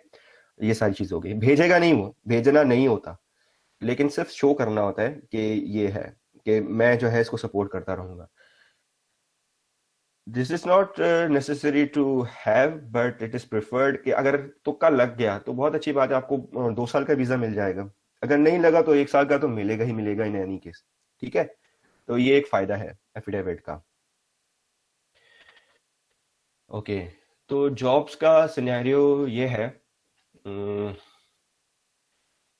2 तरह की यहाँ पे जॉब्स होती हैं, मैंने मेंशन की हुई है, टेक्निकल जॉब्स और ऑड जॉब्स।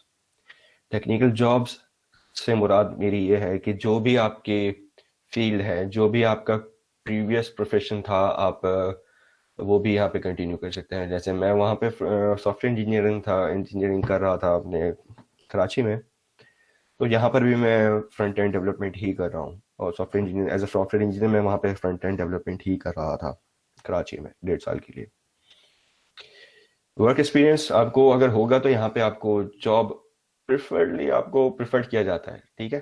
आपको इजीली जॉब मिल जाती है। जॉब मार्केट यहाँ पे बहुत वास्ट है। रोजाना मेरे पास, अगर मैं कुछ दिखा सकता तो मैं आपको दिखाता कि रोजाना मेरे पास फ्रंट एंड, सिर्फ क्योंकि मैंने फ्रंट एंड ऑप्ट किया हुआ था जब मैं जॉब सर्च कर रहा था, तो मेरे पास रोजाना तकरीबन 5 से 6 जॉब्स फ्रंट एंड की सिर्फ आती हैं कि भाई ये नई जॉब्स आती हैं कि अगर आप चाहें तो अप्लाई कर सकते हैं। बहुत सारे प्लेटफॉर्म्स हैं यहाँ पे, जिंग है, लिंक्डइन है, इंडीड है, ठीक है, ग्लास डोर है, और बहुत सारे पोर्टल्स हैं जिन पे आप जॉब सर्च कर सकते हैं, जॉब अपने रिलेवेंट फील्ड की देख सकते हैं, इरिस्पेक्टिव ऑफ द आईटी। मैं सिर्फ आईटी की बात नहीं कर रहा हूँ, कोई भी प्रोसेस इंजीनियरिंग है, मैकेनिकल है, मैकेट्रॉनिक्स है, इलेक्ट्रिकल है, कुछ भी है, आपको वहाँ पे यहाँ पे जॉब मिल जाती है। लेकिन ऑब्वियसली आईटी वालों का थोड़ा बूम चल रहा है पूरी दुनिया में, तो उनको तो मिल ही जाती है। इफ यू आर स्किल्ड, तो यहाँ पे आपको आई एम 99% श्योर कि आपको जॉब मिल जाएगी। अच्छा, ऑड जॉब्स यहाँ पे बहुत सारी तरह की होती हैं। सबसे फेमस, सबसे जो मोस्टली लोग जाते हैं, अगर उनको टेक्निकल जॉब नहीं मिल रही होती है तो वो जाते हैं वेयर हाउस की जॉब्स होती हैं, जैसे अमेजोन हो गया, डीकैथलॉन हो गया, इनकी जॉब्स में जाते हैं। अब मेरे 2 दोस्त हैं जो अमेजोन के वेयर हाउस में जॉब कर रहे हैं, और मेरे 2-3 दोस्त अलग हैं जो डीकैथलॉन की जॉब में, डीकैथलॉन के वेयर हाउस में जॉब कर रहे हैं। उनमें अलग होता है कि आपने सॉर्टिंग करनी है, जितने भी आइटम्स हैं उनकी सॉर्टिंग करनी है, या फिर उनको उठा के एक जगह से दूसरी जगह जाके रखना है, या फिर पैकेजिंग करनी है, या फिर स्टिकर्स लगाने हैं, व्हाट्सएवर। आपने बहुत सारे वहाँ पे उनके काम होते हैं उनकी असेंबली में, तो आपने वो काम करने होते हैं। हाँ, सुटेबल फॉर बॉयज, क्योंकि ये बहुत ज़्यादा टायरिंग जॉब्स होती हैं, और वो आपसे पूछते हैं, और जॉब्स खास तौर पे वेयर हाउस वाले, वो आपसे पूछते हैं कि आप इतना वेट उठा सकते हैं, लाइक 15 केजी एक साथ में उठा सकते हैं। तो उठाना पड़ता है, क्योंकि अब मैं मिसाल दूं तो मुझे एक कॉल आती है एक दोस्त की कि यार दीपक भाई, वो तो बड़ी टफ जॉब है। मैंने पूछा कितनी टफ जॉब है? उसने बोला यार मेरी स्मार्ट वॉच में ये दिखा रहा है कि मैं एक छोटे से वेयर हाउस में 18 किलोमीटर घूमा हूँ। तो आप इस बात से अंदाजा लगा सकते हैं कि आसान नहीं है और जॉब्स करना यहाँ पे, ठीक है। और आप बहुत लकी हैं, शुक्र करें अल्लाह का, जिनको भी जॉब्स मिल जाए, या फिर वो लोग जो देख रहे हैं जिनके पास ऑलरेडी डेस्क जॉब्स हैं, तो वो कंपैरेटिवली बहुत आपके, क्योंकि आपने ऑलरेडी काम किया हुआ होता है, लेकिन स्टिल आप जो है सुकून में एटलीस्ट बैठे हुए तो होते हैं ना। मिनिमम पे जो यहाँ पे चल रही है वो 9.5 समथिंग कुछ चल रही है, ठीक है। तो आप अगर अगर आप ये भी कुछ एस्टिमेट करना चाह रहे हैं कि कितना मैं महीने में कमा लूंगा, तो उस हिसाब से आप मिनिमम अपना जो काउंट करें तो वो 9.5 या 6 के हिसाब से कर लें। हफ्ते में एक वीक के अंदर आप 20 आवर्स काम कर सकते हैं। 20 आवर्स के काम करने जो भी है करने होते हैं, ठीक है। अब 20 इंटू 4 करें और उसको मल्टीप्लाई कर दें आपकी जो भी पे है, लेट्स से मिनिमम कर लिया 9.6, वो उतना आप कमा लेंगे एक महीने में, ठीक है। अब उसमें जो है टैक्स कटता है आपका। मेरा टैक्स अभी तक जितना कटा है वो है 10% आपका स्टूडेंट जॉब पे कटता है। 10% आप जितना कमाते हैं उसका टैक्स अलग से कटता है। कुछ रजिस्ट्रेशन फीस होती हैं, कुछ एडमिनिस्ट्रेटिव फीस होती है वो कटती है, कुछ आपके पेंशन के लिए कटता है वो भी कटता है। तो मिसाल के तौर पर अगर आप 1500 यूरोज पर मंथ कमा रहे हैं ना, तो काट कूट के आपको 1000 मिलेगा, ठीक है। तो अच्छा, ये मैं इसलिए बता रहा हूँ क्योंकि आपने फिर प्लानिंग भी करनी होती है। अच्छा, एक और बात यहाँ पे मेंशन करने वाली ये है कि आप जितने आपके टैक्सेस हैं, जितनी आपकी पे है उतना ज्यादा आपका पेंशन कटेगा, उतना ज्यादा आपकी इनकम टैक्स कटेगी, ठीक है। तो अगर मैं मिसाल के तौर पे अगर मैं 1300 या 1200-1300 यूरोस की मैं जॉब कर रहा हूँ, तो मुझे तकरीबन कुछ 850-900 मिलेंगे, ठीक है। तो अगर मैं लाइक मैं बहुत कम कमा रहा हूँ, जैसे मैं 900 कमा रहा हूँ, तो मुझे तकरीबन 700-850 मिलेंगे। तो ये मस्ट नहीं है कि 1500 यूरो कमाने वाले के 500 कट रहे हैं तो 1200 यूरो वाले के कमाने वाले के भी 500 कटेंगे। नहीं, उसके 500 नहीं कटेंगे, उसके हिसाब से कटेंगे, पे के हिसाब से कटेंगे। तो सबका एक परसेंटेज डिसाइडेड है, वही कटता है आपका, ठीक है। At the end of the year आप टैक्स रिटर्न्स भी फाइल कर सकते हैं। जितना आपने टैक्स भरा होता है, फिर आपने अपने अकाउंट से शो करने होते हैं कि हाँ भाई मेरे पास पैसे नहीं है, मुझे पैसे चाहिए। तो वो आपको आपने जितना भी टैक्स भरा होता है, at the end of the year आपको वो टैक्स वापस मिल जाता है, ठीक है। पूरा नहीं मिलता, कुछ काट कूट के आपको मिल जाता है, सही है। और ये दोनों बातें हो गई उसके लिए, टेक्निकल जॉब्स और ऑड जॉब्स दोनों के लिए डिपेंड करती हैं, ठीक है। ऑड जॉब्स रेस्टोरेंट्स में बर्तन धोना, सफाई वगैरह करना, और किचन में किसी मैकडोनल्ड्स या केएफसी या बर्गर किंग पे किचन में काम करना, तो ये सारी चीजें भी होती हैं। अच्छा, एक दूसरी जॉब होती है, तीसरी हो गई, वो हो गई रिसर्च जॉब होती है। किसी एक पीएचडी प्रोफेसर के अंडर आप रिसर्च जॉब कर रहे होते हैं। मिसाल के तौर पे एक प्रोफेसर है, वो डेटा माइनिंग पे रिसर्च कर रहा है, कोई किसी एक एल्गोरिथम पे रिसर्च कर रहा है। उसको कुछ हेल्प के लिए एक असिस्टेंट चाहिए था। उसने मास्टर्स का स्टूडेंट जो है वो बोला कि पोस्ट डाली एक पोर्टल पे कि मुझे इस फील्ड में जिसको इंटरेस्ट है और जिसने पर्टिकुलर फील्ड्स पे काम किया हुआ है वो एलिजिबल है जॉब के लिए। आप जाते हो, अप्लाई कर देते हो। वो कहलाती है हीवी, HIWI, ठीक है। उस हीवी में आपको काम करना होता है 10 आवर्स पर वीक, और उसके आपको मिलते हैं 450 यूरो, ठीक है। 450 में अगर आप 450 अर्न कर रहे हैं ना, तो उसके ऊपर आपका कोई टैक्स नहीं कटता। 450 आपको मिल रहा है तो आपको 450 ही मिलेगा, क्योंकि वो मिनिमम स्केल है, तो उसके पैसे नहीं कटते। आगे चलते हैं। Adjusting to the life in Germany, क्या इसमें क्या है? जब पाकिस्तान स्टूडेंट एसोसिएशन, यहाँ पे एक ऐसी एसोसिएशन है, एक ऐसा ग्रुप है, हर सिटी का होता है। डॉर्टमंड है, बर्लिन है, सारलैंड है, पाडरबॉर्न है, सही है, कील है, हैम्बर्ग है, बहुत सारे। हर सिटी का एक अलग से पाकिस्तान स्टूडेंट एसोसिएशन होता है, ठीक है। और वो सारे पाकिस्तान स्टूडेंट एसोसिएशन जो है ना, वो पाकिस्तान स्टूडेंट एसोसिएशन बोर्ड को रिप्रेजेंट कर रहे होते हैं, ठीक है। उसमें मिसाल के तौर पर आपको अकोमोडेशन चाहिए, आप वहाँ पे उनके, अब मेरा डॉर्टमंड में एडमिशन हुआ था, तो मैंने डॉर्टमंड के डॉर्टमंड के पेज पे जाके मैंने पोस्ट की थी कि मुझे रूम चाहिए है और मुझे ये मुझे मुझे मैं इस दिन को आ रहा हूँ, तो काइंडली मुझे कोई पिक करके मेरी अकोमोडेशन तक मुझे छोड़ के आ जाए। तो इस तरह के होते हैं काम। पार्टीज होती हैं पाकिस्तानी कम्युनिटी की, ईद पे मिलना मिलाना गैदरिंग्स होती हैं, इंडिपेंडेंस डे हो गया, इन सारी चीज़ों पे मिलना मिलाना होता है। सारी चीज़ें सारे लोग आए हुए होते हैं, बड़ा अच्छा माहौल होता है।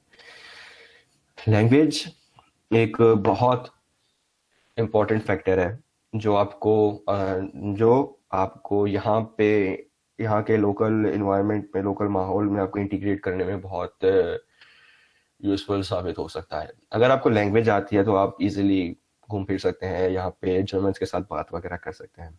मैंने भी अभी तक मैंने बहुत थोड़ी, इतनी कि मैं शॉपिंग करने जाता हूँ तो शॉपिंग करने गया हूँ और मुझे उस बंदी ने बोला कि भाई इतने पैसे मैंने, मुझे वो समझ में आता है, ठीक है। और कैसे हो, क्या हाल है, कहाँ से हो, ये सारी बहुत बेसिक चीज़ें होती हैं जो एक दिन में भी बंदा सीख सकता है। तो मेरी अभी तक वही प्रोग्रेस है, मैंने अभी तक अपनी जर्मन पे काम नहीं किया है, ठीक है।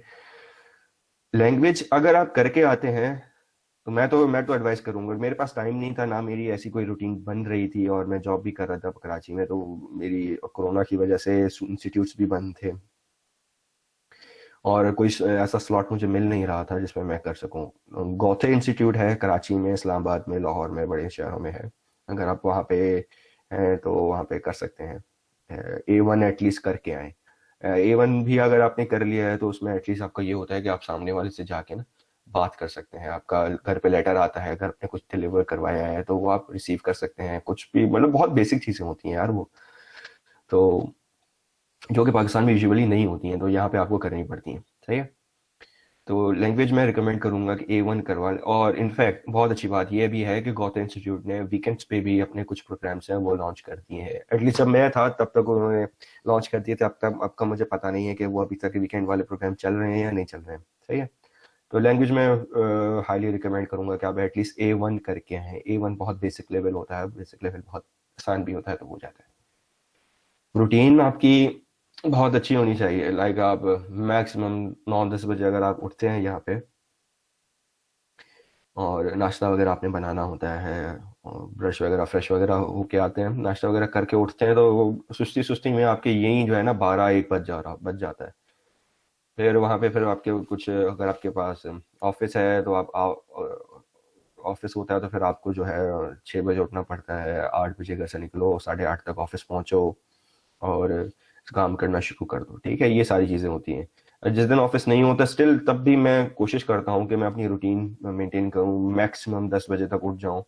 और क्योंकि अगर आप लेट उठते हैं ना तो आप बहुत लेजी फील कर रहे हैं, तो कोई आपको कुछ मज़ा नहीं आ रहा होता है, और सारे काम घर पे भी बहुत सारे कपड़े धोने हैं, बेडशीट चेंज करनी है, ठीक है, और रूम की सफाई करनी है, सही है, अपना टेबल साफ करना है। अच्छा, ये सारे काम वो हैं जो मैंने अभी तक करने हैं, मैंने किए नहीं है। मैं 2 वीक से मैं सोच रहा हूँ करूँगा, लेकिन मैंने अभी तक नहीं किए हैं, सही है। तो ये तभी मुझे याद थे। रूटीन सही होगी तो आपके होंगे, बहुत अच्छा वक्त गुजरेगा यहाँ पे। लुकिंग फॉर द जॉब आपने देखनी होती है रोज़ाना, आपने तकरीबन इनिशियली बात, ये इनिशियल फैक्टर्स हैं, ठीक है।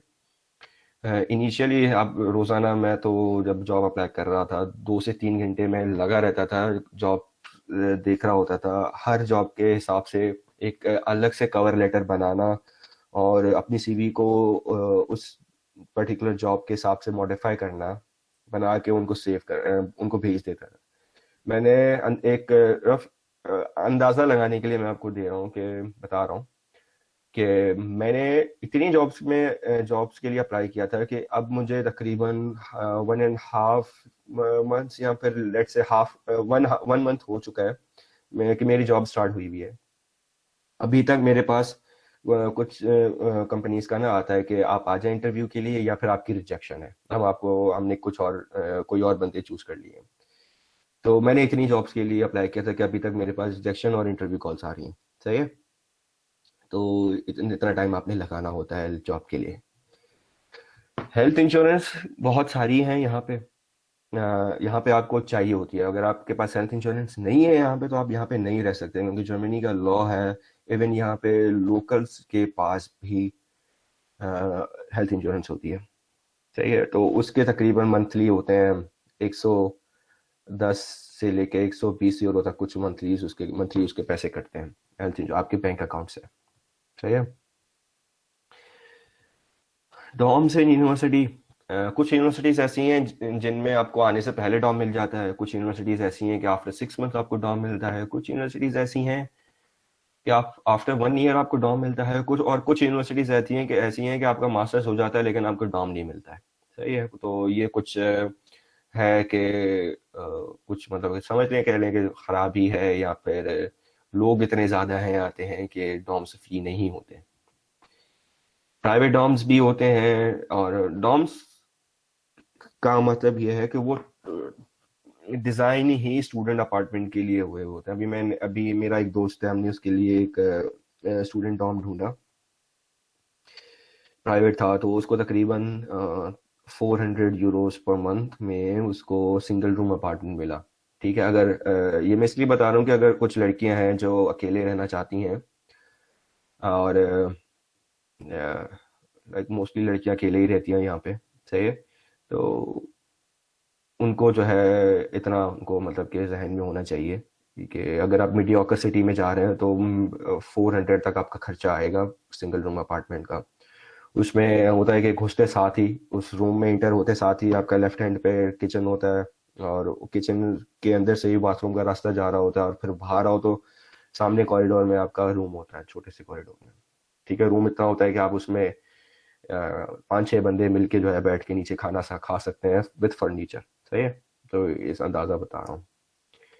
एक्सरसाइज करें फिटनेस के लिए, यहाँ पे आपके नहीं तो तोन निकल आती है, पेट निकल आता है, और आप जो है यहाँ पे हेयर फॉल का बहुत मसला होता है लोगों का। मेरे भी बहुत मसले चल रहे हैं हेयर फॉल के, सही है। तो एक्सरसाइज करते रहेंगे, खाना पीना अच्छे से खाते रहेंगे, और सारी चीज़ें होती रहेंगी, तो आपको मेंटल स्ट्रेस एटलीस्ट नहीं होगा, सही है। अच्छा, दूसरी बात ये कि यहाँ पे धूप बड़ी कम निकलती है, सही है, और आपको मल्टीवाइटामिन्स और कैल्शियम और इम्यूनिटी की जो है टैब्स खानी पड़ती हैं, जो कि यहाँ पे नॉर्मल है, हर कोई खा रहा होता है। अगर आप वो नहीं खा रहे हैं तो एटलीस्ट आप मैं इसलिए खा रहा हूँ क्योंकि पहले मैं बिजी नहीं था, जॉब नहीं थी, तो मैं फ्रूट्स वगैरह बहुत अच्छे से खा लिया करता था, ऑरेंजेस और एप्पल्स बनाना वगैरह खा लिया करता था।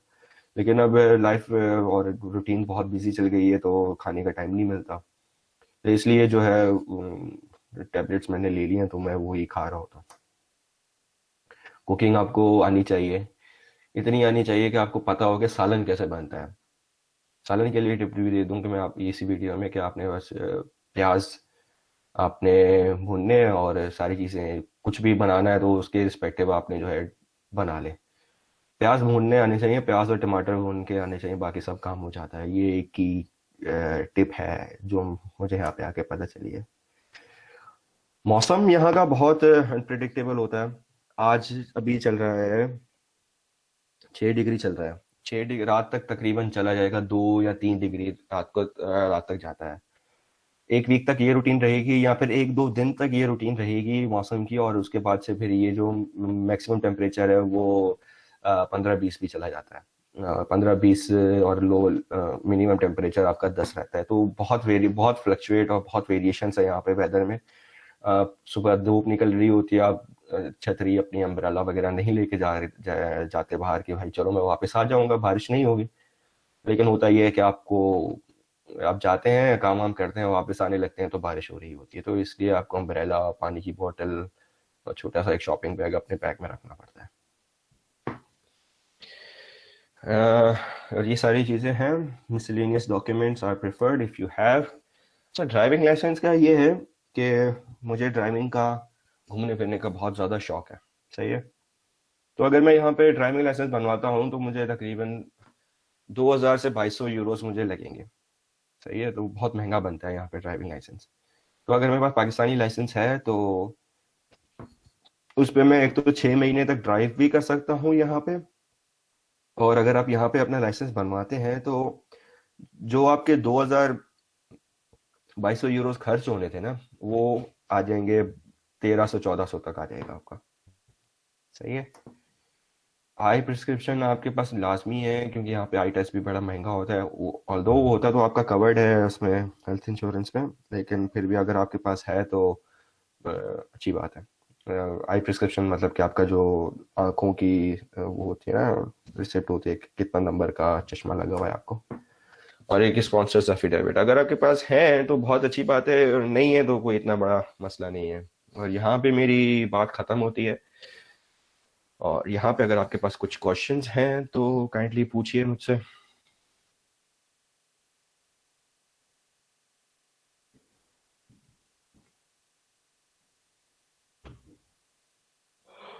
दीपक भाई, पहला क्वेश्चन तो मेरा होगा। और पहला क्वेश्चन ये है कि सबके सबके दिमाग में एक क्वेश्चन होगा, एंड दैट इज के मिनिमम जीपीए क्या है। और क्योंकि बहुत कोई से सुनने में आते हैं ग्रुप के अंदर के 2.5 पे भी लोग चले जाते हैं, 2.3 पे भी चले जाते हैं, तो इस पॉइंट को आप क्लियर कर देंगे? हाँ श्योर। अच्छा, मिनिमम जीपीए जो है ना, वो अगर मैं कहूँ तो 2.4 वाले भी मेरे दोस्त यहाँ पे आए हुए हैं, और 3.1 वालों को भी यहाँ पे एडमिशन नहीं मिला।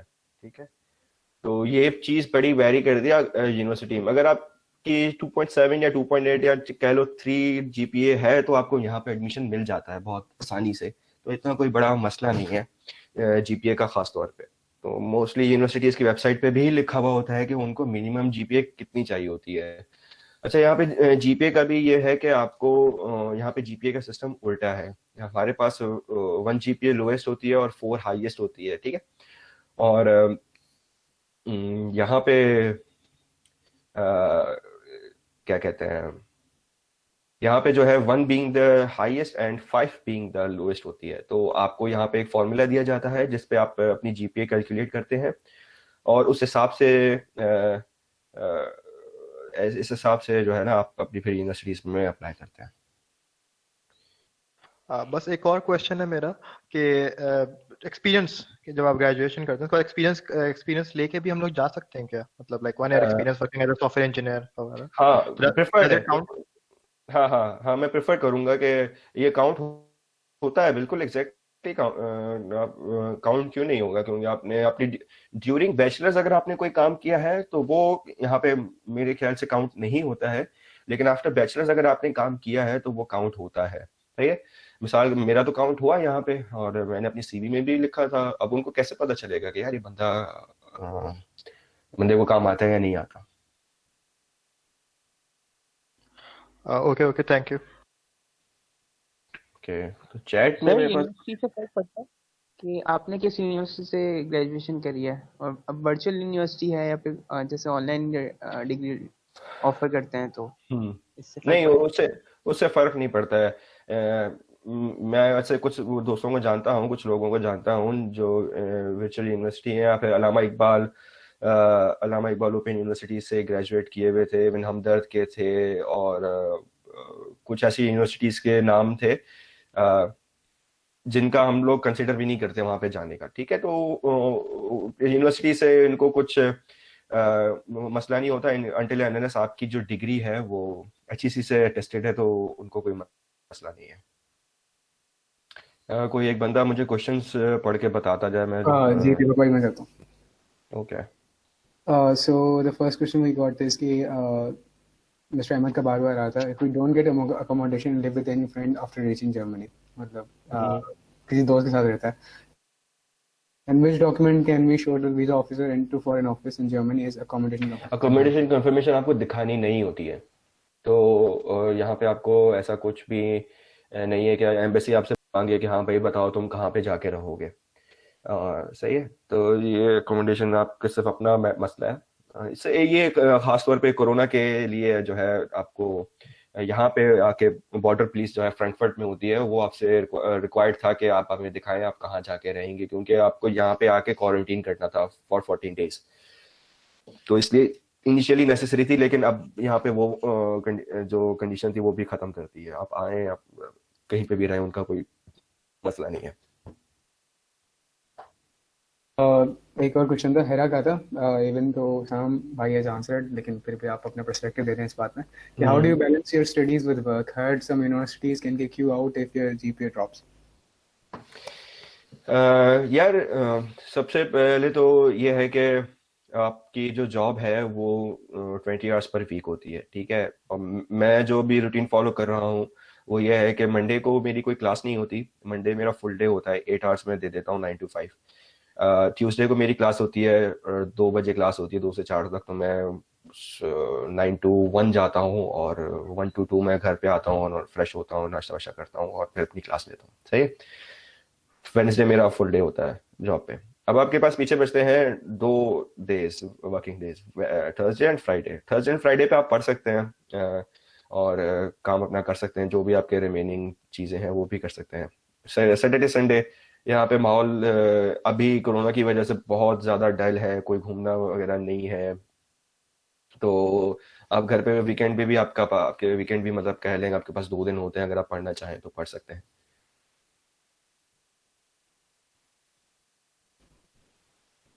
Okay, so Pallavi is asking which course did you do during your bachelor's?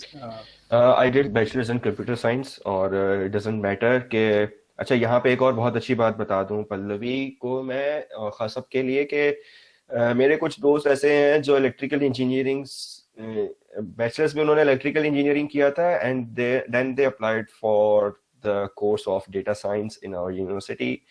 और उसमें ये होता है कि अगर आपके बैचलर्स की डिग्री में कुछ ऐसे कोर्सेज नहीं हैं जो आपके मास्टर्स की डिग्री में आपको चाहिए होंगे पढ़ने के लिए, मिसाल के तौर पे प्रोबेबिलिटी एंड स्टैटिस्टिक्स का जो कोर्स होता है वो इलेक्ट्रिकल वालों को यहाँ पे नहीं पढ़ाया जाता, तो ये होता है कि आपको आपके एडमिशन लेटर में ना कुछ कोर्सेज की एडिशनल रिक्वायरमेंट लिखी जाती है।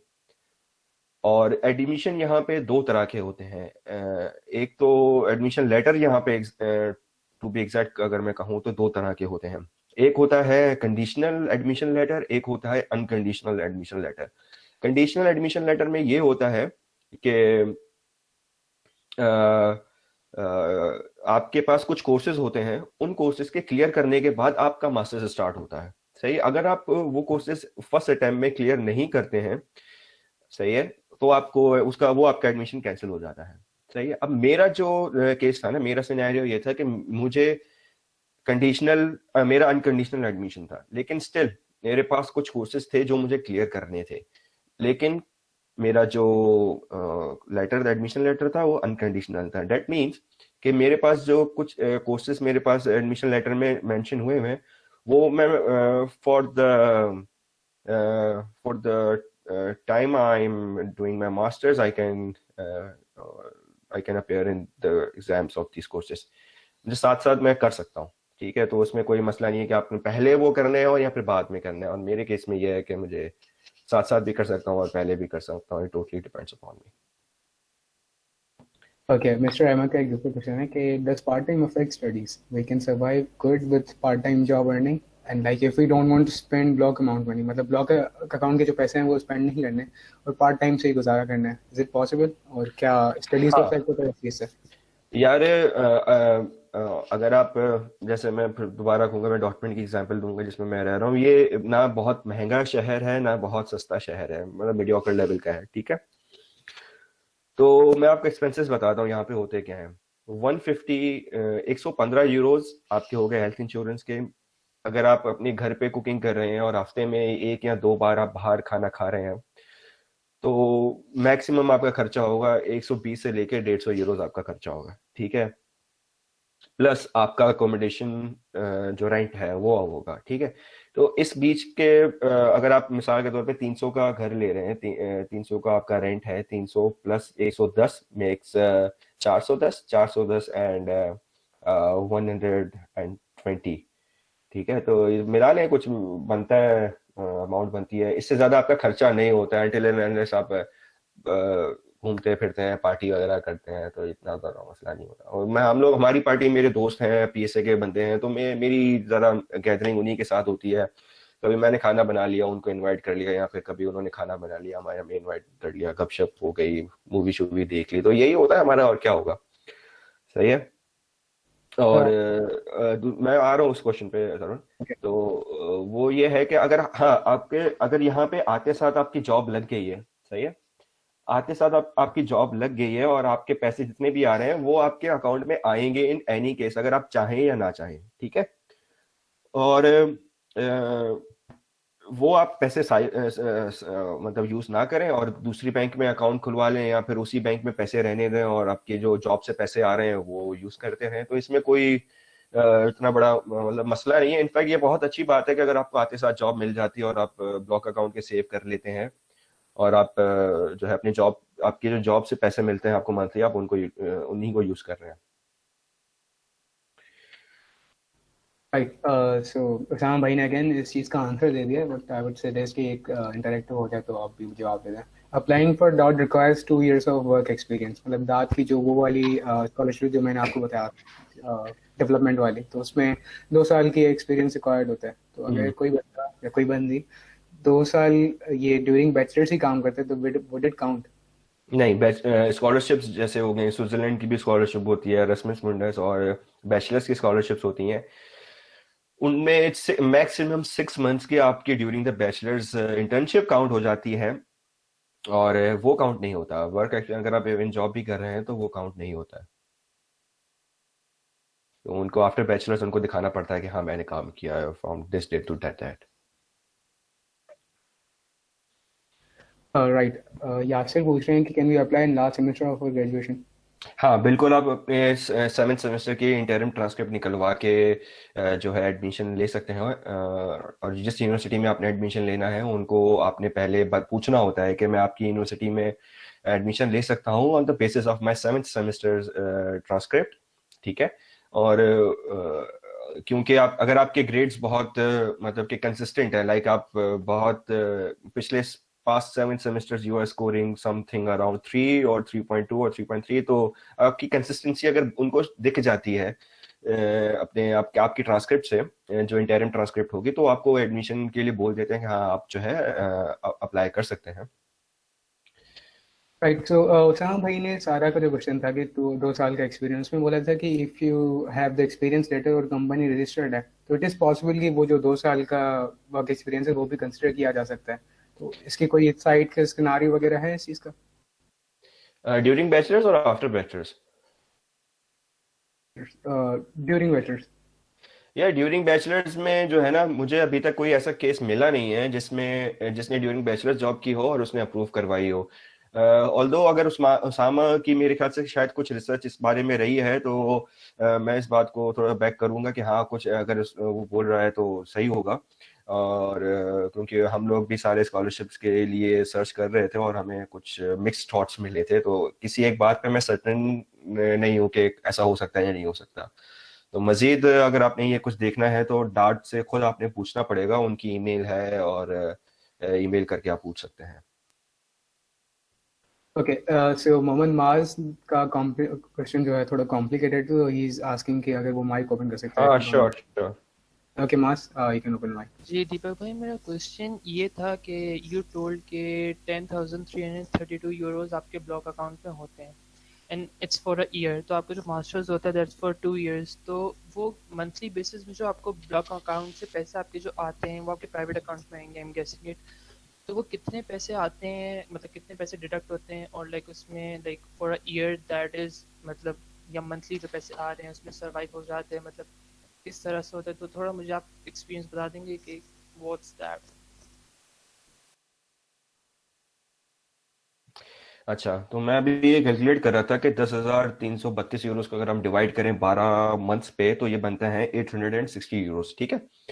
तो 860 यूरोस में आपका बहुत अच्छा गुजारा हो जाता है, सही है। लाइक आपके पास सेविंग्स भी हो जाती हैं, 2 से 250 यूरोस की आपके पास सेविंग्स भी हो जाती हैं, सही है। और दूसरी बात ये है कि आपने ये करना होता है कि जब आप यहाँ पे आ गए ना, तो आपको दोबारा सेकंड ईयर के लिए जब आपका वीजा एक्सपायर होने वाला होता है, आपको एक लेटर आता है कि भाई आपका अपॉइंटमेंट जो है 3 महीने के बाद फला डेट को है, आप अपना वीजा रिन्यू करवाने के लिए आ जाएं और हमें सफिशिएंट फंड्स दिखा दें कि 1 साल तक आप सरवाइव कर सकते हैं यहाँ पे, सही है। तो उस केस में वो आपका एफिडेविट काम आता है और आपका जॉब कॉन्ट्रैक्ट काम आता है। और अगर आपके पास दोनों नहीं है, सही है, अगर आपके पास दोनों नहीं है तो आपने फिर ये करना होता है कि आपने दोबारा से किसी तरीके से अपने लिए 10,332 यूरोस को ब्लॉक करवाना होता है। और ब्लॉक करवा के आपने उनको दिखाना होता है ब्लॉकिंग कंफर्मेशन। अगेन वही सेम प्रोसीजर चलता है, ठीक है। और दूसरी बात ये, अगर आपके पास मिसाल लेट से 10,000 यूरोज नहीं है, आपके पास 5,000 यूरोज है, सही है, तो उस केस में ये होगा कि आपको 1 साल का वीजा नहीं मिलेगा, आपको 6 मंथ्स का वीजा मिलेगा। तो कह लें कि 6 मंथ्स का आपके पास टाइम मिल जाएगा कि आप पैसे अरेंज कर लें, जॉब अरेंज कर लें, या एफिडेविट से दोबारा उनको कन्विंस करने की कोशिश कर लें। I hope this clears your question. Thank you so much. एक और मेरा क्वेश्चन था कि I went to Goethe for language A1 and A2, तो उन्होंने मुझे गाइड किया था कि आप हमारे थ्रू ही लाइक प्रोसीजर करें, हम लोग यूनिवर्सिटीज से हमारा पूरा पोर्टफोलियो यहाँ बनेगा and will pass it on to Germany and everything. तो खुद से अप्लाई करना बेहतर है या उनके थ्रू अप्लाई करना बेहतर है? खुद से मैं दोबारा मैं अपनी स्लाइड में मैंने इंक्लूड नहीं किया पिछली जो एपिसोड थी इसके मास्टर्स अब्रॉड की, उसमें हमजा ने बताया था कि डूज एंड डोंट्स में उसका एक सबसे अच्छा पॉइंट ये था कि आपने कंसल्टेंट्स के पास नहीं जाना है। अगर आप कंसल्टेंट के पास जाते हैं तो देयर आर हाई चांसेस कि वो स्कैम हो गए, ठीक है। और सबसे आपको पता नहीं है कि आप वो किसी भी यूनिवर्सिटी में अप्लाई करते हैं, आप यहाँ पे आके बोलें कि यार मुझे तो ये यूनिवर्सिटी पसंद नहीं आ रही, इसका मुझे तो कोर्स कंटेंट पता नहीं है, और अच्छा नाम से कुछ और लग रहे होते हैं यहाँ पे कोर्सेज, और पढ़ा कुछ टोटली अलग रहे होते हैं। यहाँ पे मोस्टली ऐसा होता है। अब यहाँ पे मिसाल के तौर पे मेरी यूनिवर्सिटी में ऑफर हो रहा है एक course automation and robotics. Automation and robotics में आपने क्या कुछ जो आपका जहन बनता है वो यही होगा ना कि यार मशीन्स होंगी, उनके ऑटोमेशन चल रही होगी और रोबोट्स होंगे। ऐसा कुछ भी नहीं हो रहा है यार इस कोर्स में, ठीक है। तो ये सारी चीजें हैं। अगर खुद देखेंगे जिस भी यूनिवर्सिटी में आप अप्लाई कर रहे हैं, कोशिश करें कि आप खुद से सारी रिसर्च करें, खुद से सारा प्रोसेस करें। किसी से भी कुछ भी चीज पूछनी है आप खुद से उनको ईमेल करें। वो आपको बड़े अच्छे तरीके से, अगर आप पोलाइटली टोन में उनको ईमेल करते हैं तो वो बड़े जबरदस्त तरीके से आपको रिप्लाई करते हैं, ठीक है। और दूसरी बात ये है कि अगर आप खुद से अपनी यूनिवर्सिटीज ऑप्ट करते हैं, चूज करते हैं, तो उसमें ये होगा कि आपको पता चलेगा कि मेरी किस यूनिवर्सिटी में क्या क्या पढ़ाया जा रहा है, कि आया ये फील्ड मेरे लिए सही भी है या नहीं है। मतलब कि ऐसा तो नहीं होगा कि मैं यहाँ पे आके जाके पढ़ने बैठ जाऊं और जो मैंने एक्सपेक्ट किया था वो तो हो ही ना। अच्छा, दूसरी बात ये भी, एक और बात बताना चाहूँ सबको मैं, कि हर यूनिवर्सिटी के हर कोर्स के हर वेबसाइट का अलग से पेज होता है। वहां पे जाके आपको एक मॉड्यूल हैंडबुक के नाम से एक पीडीएफ मिलती है। उस पीडीएफ में ये होता है कि आपको उस कोर्स में क्या क्या पढ़ाया जाएगा, क्या क्या चीजें होंगी, कितने क्रेडिट्स के, कौन कौन से कंपलसरी कोर्सेज होंगे, वो आपका थीसिस कितना क्रेडिट्स का होगा, आप थीसिस करेंगे या प्रोजेक्ट करेंगे या दोनों करेंगे या कुछ एक करेंगे, तो सारी चीजें बहुत डिटेल में लिखी हुई होती हैं। और हर कोर्स का कंटेंट भी लिखा होता है कि आपने इस कोर्स में अगर पढ़ना है तो क्या क्या चीजें पढ़नी है, इसकी मार्केट कंपेबिलिटी क्या है, मार्केट से इसका कितना ताल्लुक होगा, सही है। तो अच्छा, एक और चीज बता दूं, यहाँ पे जर्मनी में 2 तरह की यूनिवर्सिटीज होती हैं। एक अप्लाइड साइंसेस की होती है, एक लाइक रिसर्च टाइप होती है। मेरी यूनिवर्सिटी रिसर्च टाइप वाली है, ठीक है। अप्लाइड साइंसेस में क्या होता है कि मिसाल के तौर पे ऑडी या फिर मर्सिडीज ने कुछ एक नई टेक्नोलॉजी इन्वेंट की है, ठीक है। कोई उन्होंने एक नया रोबोट बना लिया कि भाई ये चीज हमारी जो है ना मैन पावर से नहीं होगी, रोबोटिक्स से होगी। अब वो एक उस नई टेक्नोलॉजी को जो मर्सिडीज वाले हैं वो एक यूनिवर्सिटी में लेके जाएंगे, बोलेंगे कि भाई ये जो है, ये जो हमारा एक कोर्स है, ये आप अपनी कोर्स आउटलाइन में इंक्लूड कर दें और ये जो है ना पढ़ाएं। और जो 2 तरह की यूनिवर्सिटीज होती हैं ना, like applied sciences and for the research वाली यूनिवर्सिटीज वाले मोस्टली जो है पीएचडी की तरफ चले जाते हैं। जो अप्लाइड साइंसेस वाले हैं उनका टोटली प्रैक्टिकल वर्क होता है, फील्ड से रिलेटेड वर्क होता है। Right. I guess that's about it, unless anyone else has some questions.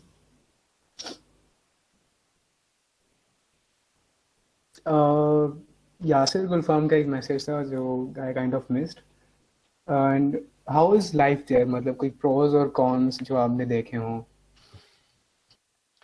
Life यहाँ पे अगर आप पढ़ने आए हैं, पढ़ें, अपनी जॉब करें, अपने लिए पैसे इतने अर्न कर लें कि आपको दोबारा घर से पैसे मंगवाने ना पड़े, तो लाइफ बहुत टफ है, ठीक है। लाइक मेरा इरादा जो है वो है 3 साल में मास्टर्स करने का। 2 साल में मास्टर्स यहाँ पे नहीं हो सकता अगर आप पार्ट टाइम जॉब भी कर रहे हैं और वो भी कर रहे हैं।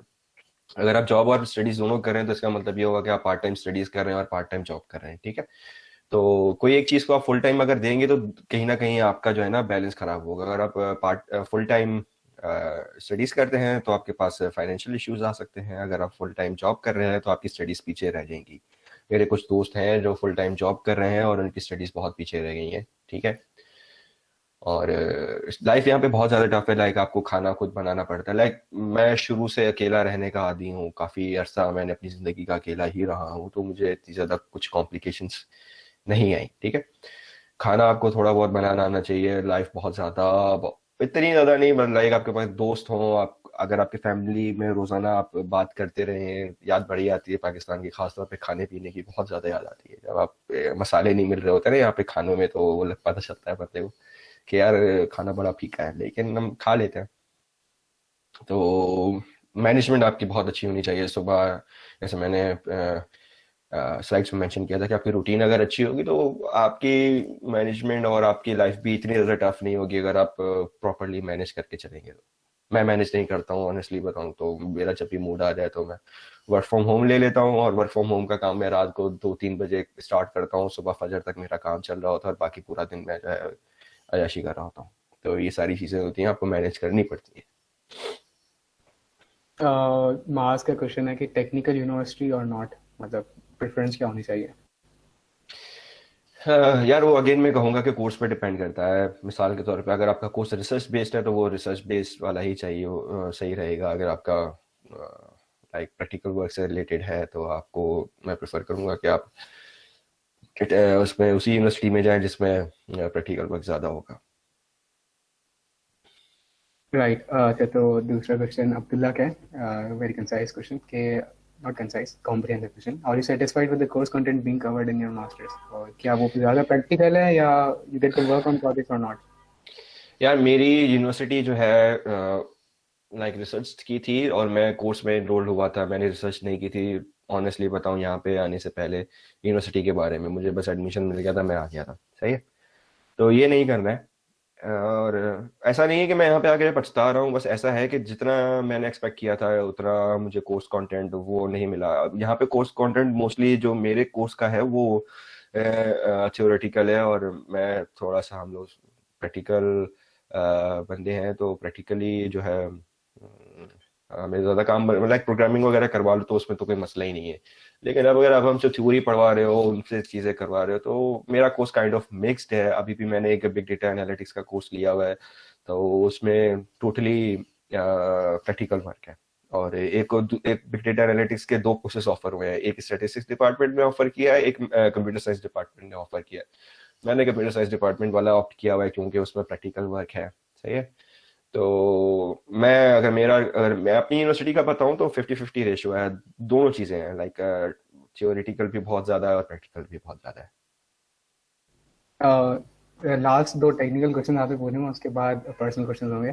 तो सैयद बिलाल पूछते हैं कि आपकी डेटा साइंस से रिलेटेड प्री नॉलेज कितनी थी बिफोर जॉइनिंग द कोर्स? यार प्री नॉलेज मैं ऑनेस्टली बताऊं तो मैंने जैसे बताया, मैंने रिसर्च नहीं की थी, मैं बस फ्रंट एंड की जॉब कर रहा था, और मुझे डेटा विजुअलाइजेशन बहुत मुझे पसंद आई कि आपको एक डेटा मिल रहा है, आप उसको प्लॉट कर रहे हैं, और बहुत जबरदस्त तरीके से जो है ना आपने ग्राफ्स बनाए, अपनी मर्जी के ग्राफ्स बनाए, खुद से ग्राफ्स बनाए। तो ये ग्राफ्स पे मैंने बहुत ज्यादा काम किया था, D3.js और रिएक्ट ग्राफ्स और रिएक्ट चार्ट्स पे मैंने बहुत ज्यादा काम किया था अपने software engineering gigs of Karachi में। तो मुझे बड़ा मजा आया था ना, तो उससे मुझे थोड़ा सा लगा कि यार शायद मुझे ना डेटा साइंस की तरफ चला जाना चाहिए, क्योंकि डेटा से मुझे थोड़ी सी ट्रेंड्स पता चलना शुरू हो गए थे। यार ये तो बड़ा, इससे तो ये हम इन्फर कर सकते हैं, इस ग्राफ से ये इन्फर होता है, तो ये सारी चीजें हैं। तो मैं अपना ऑनेस्ट रिव्यू बता रहा हूँ। तो लेकिन तुम लोग ये गलती मत करना, तुम लोग जो है बहुत रिसर्च करके आना, और किसी भी चीज़ पे लाइक मेरी हेल्प चाहिए हो तो मैं हाजिर हूँ। और एक और चीज़ मैं ऐड करना चाहूँगा कि प्लीज़ ऐसा मत करना कि मेरा इनबॉक्स स्पैम कर दो, ठीक है। और चलो स्पैम अगर कर भी देते हो तो give me some time to reply everyone, क्योंकि अगर बहुत अभी भी लाइक मुझे रैंडम कॉल्स आती हैं फेसबुक पे मेरा नंबर, सॉरी व्हाट्सएप पे मेरा नंबर पता नहीं कितने लोगों के पास, यहाँ पे जर्मनी वाला चला गया है कि यार ये दीपक भाई मैं फलाना बात कर रहा हूँ, मुझे बता दे कि ये काम कैसे होगा और ये काम कैसे होगा और इसमें कितना टाइम लगेगा।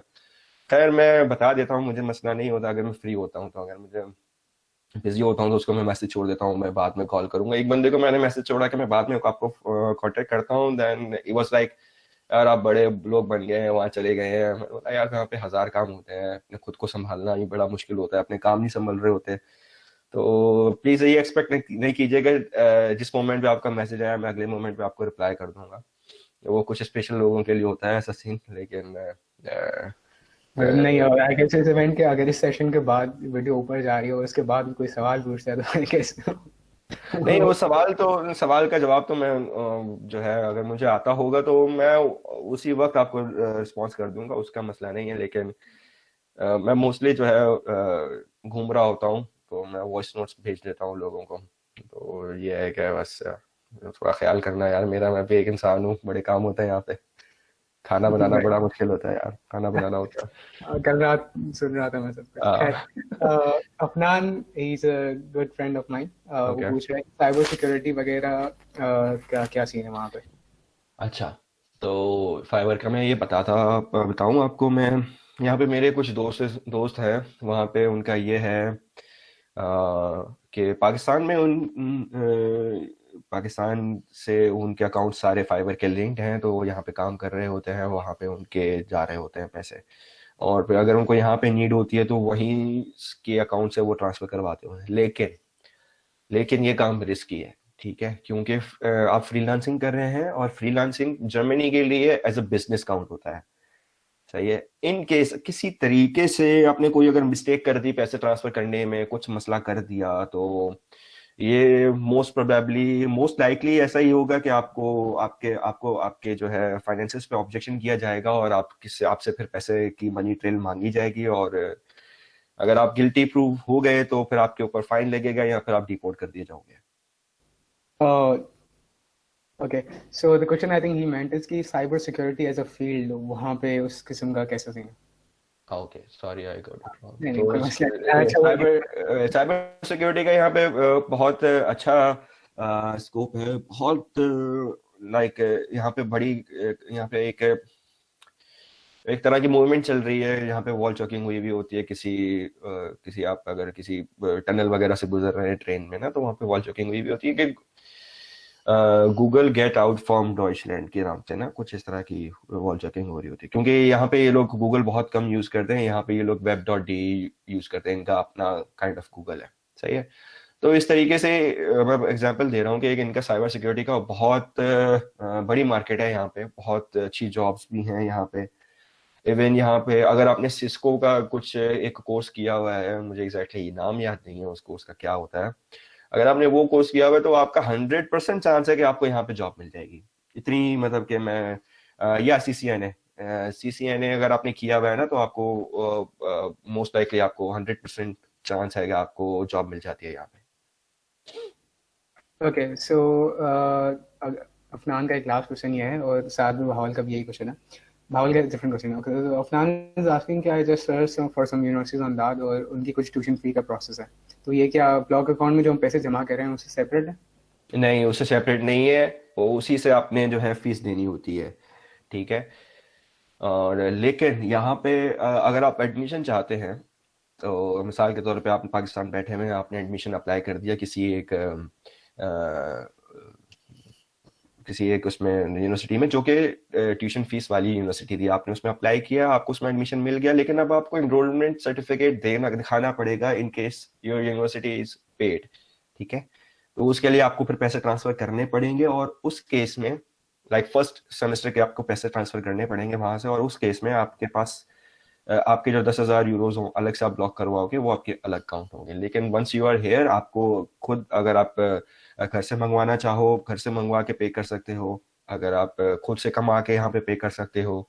लेकिन यार मैं हाईली डिस्करेज करूंगा इस थॉट को कि अगर इवन आप पे कर सकते हैं, आप के फाइनेंशियल स्टेटस आपका अच्छा है, अगर आप पे कर सकते हैं, लेकिन स्टिल मैं बोलूंगा कि आप जो है पेड यूनिवर्सिटी में नहीं जाएं, क्योंकि हर वो कोर्स जो पेड यूनिवर्सिटी ऑफर कर रही है वो एक पब्लिक यूनिवर्सिटी भी ऑफर कर रही होती है, तो क्यों ना उसको फ्री में पढ़ा जाए, अपने पैसे बचाओ, क्यों मतलब कि एक पेड कोर्स लिया जाए।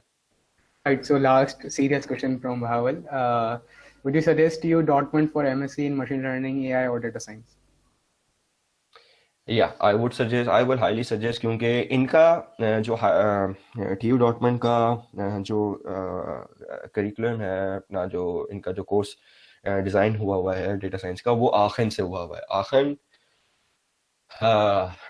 कैसे मैं कहूँ कि समझ लो कि सुफा डॉटमंड TU डॉटमंड है तो GI के आखन है, ठीक है। तो उसकी उन्होंने कोर्स टाइमलाइन जो है की ली भी है, सही है। तो बड़ा अच्छा कोर्स है इनका, बहुत इंट्यूटिव कोर्स है। अगर किसी का डेटा साइंस में इंटरेस्ट है तो I would highly recommend TU Dortmund. Okay, so Fatima and Noreen is asking ERP वगैरह का आपका अगर पता हो तो, ERP का स्कोप।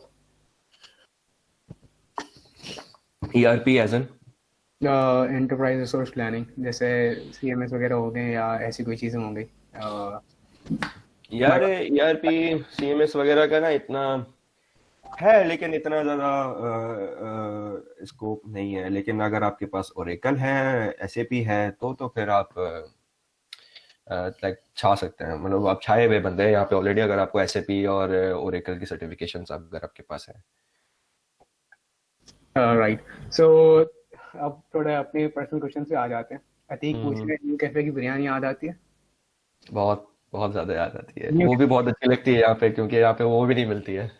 ओके, सो हिराज आस्किंग हलाल खाने का इशू वगैरह। नहीं, हलाल खाने का जो है ना, जो टर्किश मार्केट्स हैं, सीरियन मार्केट्स हैं, तो टर्किश लाइक यहाँ पे जर्मन्स के बाद सबसे ज़्यादा पॉपुलेशन टर्किश की है, ठीक है। तो उनकी शॉप्स है, हलाल मिल जाता है, गोश्त और सारी चीज़ें मिल जाती हैं। हलाल शॉप्स भी हैं, हलाल पिज्ज़ा, टिक्के शिक्के सब मिल जाते हैं। टिक्के शिक्के तो हम खुद घर पे बना लेते हैं, बाकी सीधी चीज़ें होती हैं। मसाले मिल जाते हैं, शान के 1 यूरो का मसाला मिलता है, और उनकी क्वालिटी कंपैरेटिवली अगर पाकिस्तान से कंपेयर करो तो बहुत अच्छी होती है यहाँ पे। अच्छा, और पाकिस्तान का क्वांटिटी भी ब्रांड ज़्यादा होती है। पाकिस्तान से अच्छी चीज़ें बाहर एक्सपोर्ट कर रहा है। हाँ, ये चीज़। सो फर्दर वो मेरा पर्सनल क्वेश्चन है, पठान की चाय याद आती है? पठान की चाय, हमारे पास एक बंदा है जो पठान की चाय से ज़्यादा अच्छी चाय बनाता है। His name is Usama Ahmed Memon. Okay, nice. कल उसको भी बोल रहे थे आपकी चाय बना दो। Home sickness? होम सिकनेस यार, इनिशियली मुझे बहुत ज़्यादा तो नहीं, क्योंकि मैं ज़रा हैबिचुअल था अकेले रहने का, तो मुझे इतनी ज़्यादा हुई नहीं। और लेकिन होनी चाहिए, अगर आप खुद को अगर आप नॉर्मल है तो थोड़ी बहुत तो होती है। लेकिन अल्हम्दुलिल्लाह मेरे सारे दोस्त हैं, हमारा जो ग्रुप था बैचलर्स में, तो हम सारे एक ही यूनिवर्सिटी में, एक ही शहर में, एक ही घर में रह रहे हैं, तो मसला नहीं होता। तो होम सिकनेस तो होती नहीं है। काम इतने ज़्यादा होते हैं यार, घर वाले मुझे लाइक मैं 3-4 दिन के बाद मेरी अपनी अम्मी से बात होती है। लाइक मेरी बहन से भी, भाई से या बाप घर से किसी से बात नहीं होती, सिर्फ अम्मी से बात होती है। और वो भी तब होती है जब मैं किसी दिन, लाइक मैं लास्ट वेंसडे को मेरा फुल डे था, वेंसडे को मैं ऑफिस से पैदल आया। मैंने बोला यार मैं पैदल चला जाता हूँ घर। लाइक आधे घंटे की वॉक थी, मैं पैदल गया और आधा घंटा मैंने वो टाइम जो कंज्यूम किया, अब घर से बात की, मैं घर पे अपनी अम्मी से बात की, सिर्फ अम्मी से ही बात कर सका आधे घंटे में। तो शुरू में इनिशियली तो होता है, आपको रोज कॉल्स आ रही होती हैं, रोजाना आपके घर वाले ये सवाल करते हैं, कॉल करके ये सवाल पूछते हैं कि यार टाइम क्या हो रहा है वहाँ पे, सही है। तो ये एक बड़ा फ्रीक्वेंट क्वेश्चन होता है उनकी तरफ से, यार टाइम बताओ, टाइम क्या हो रहा है। राइट, तो टाइम से याद है, काफी ज्यादा टाइम हो गया, आपको भी जाना ही होगा। तो लास्ट एक क्वेश्चन पूछ लेते हैं, भावल अब्दुल्ला कौन से चलो दोनों के पूछ लेते हैं।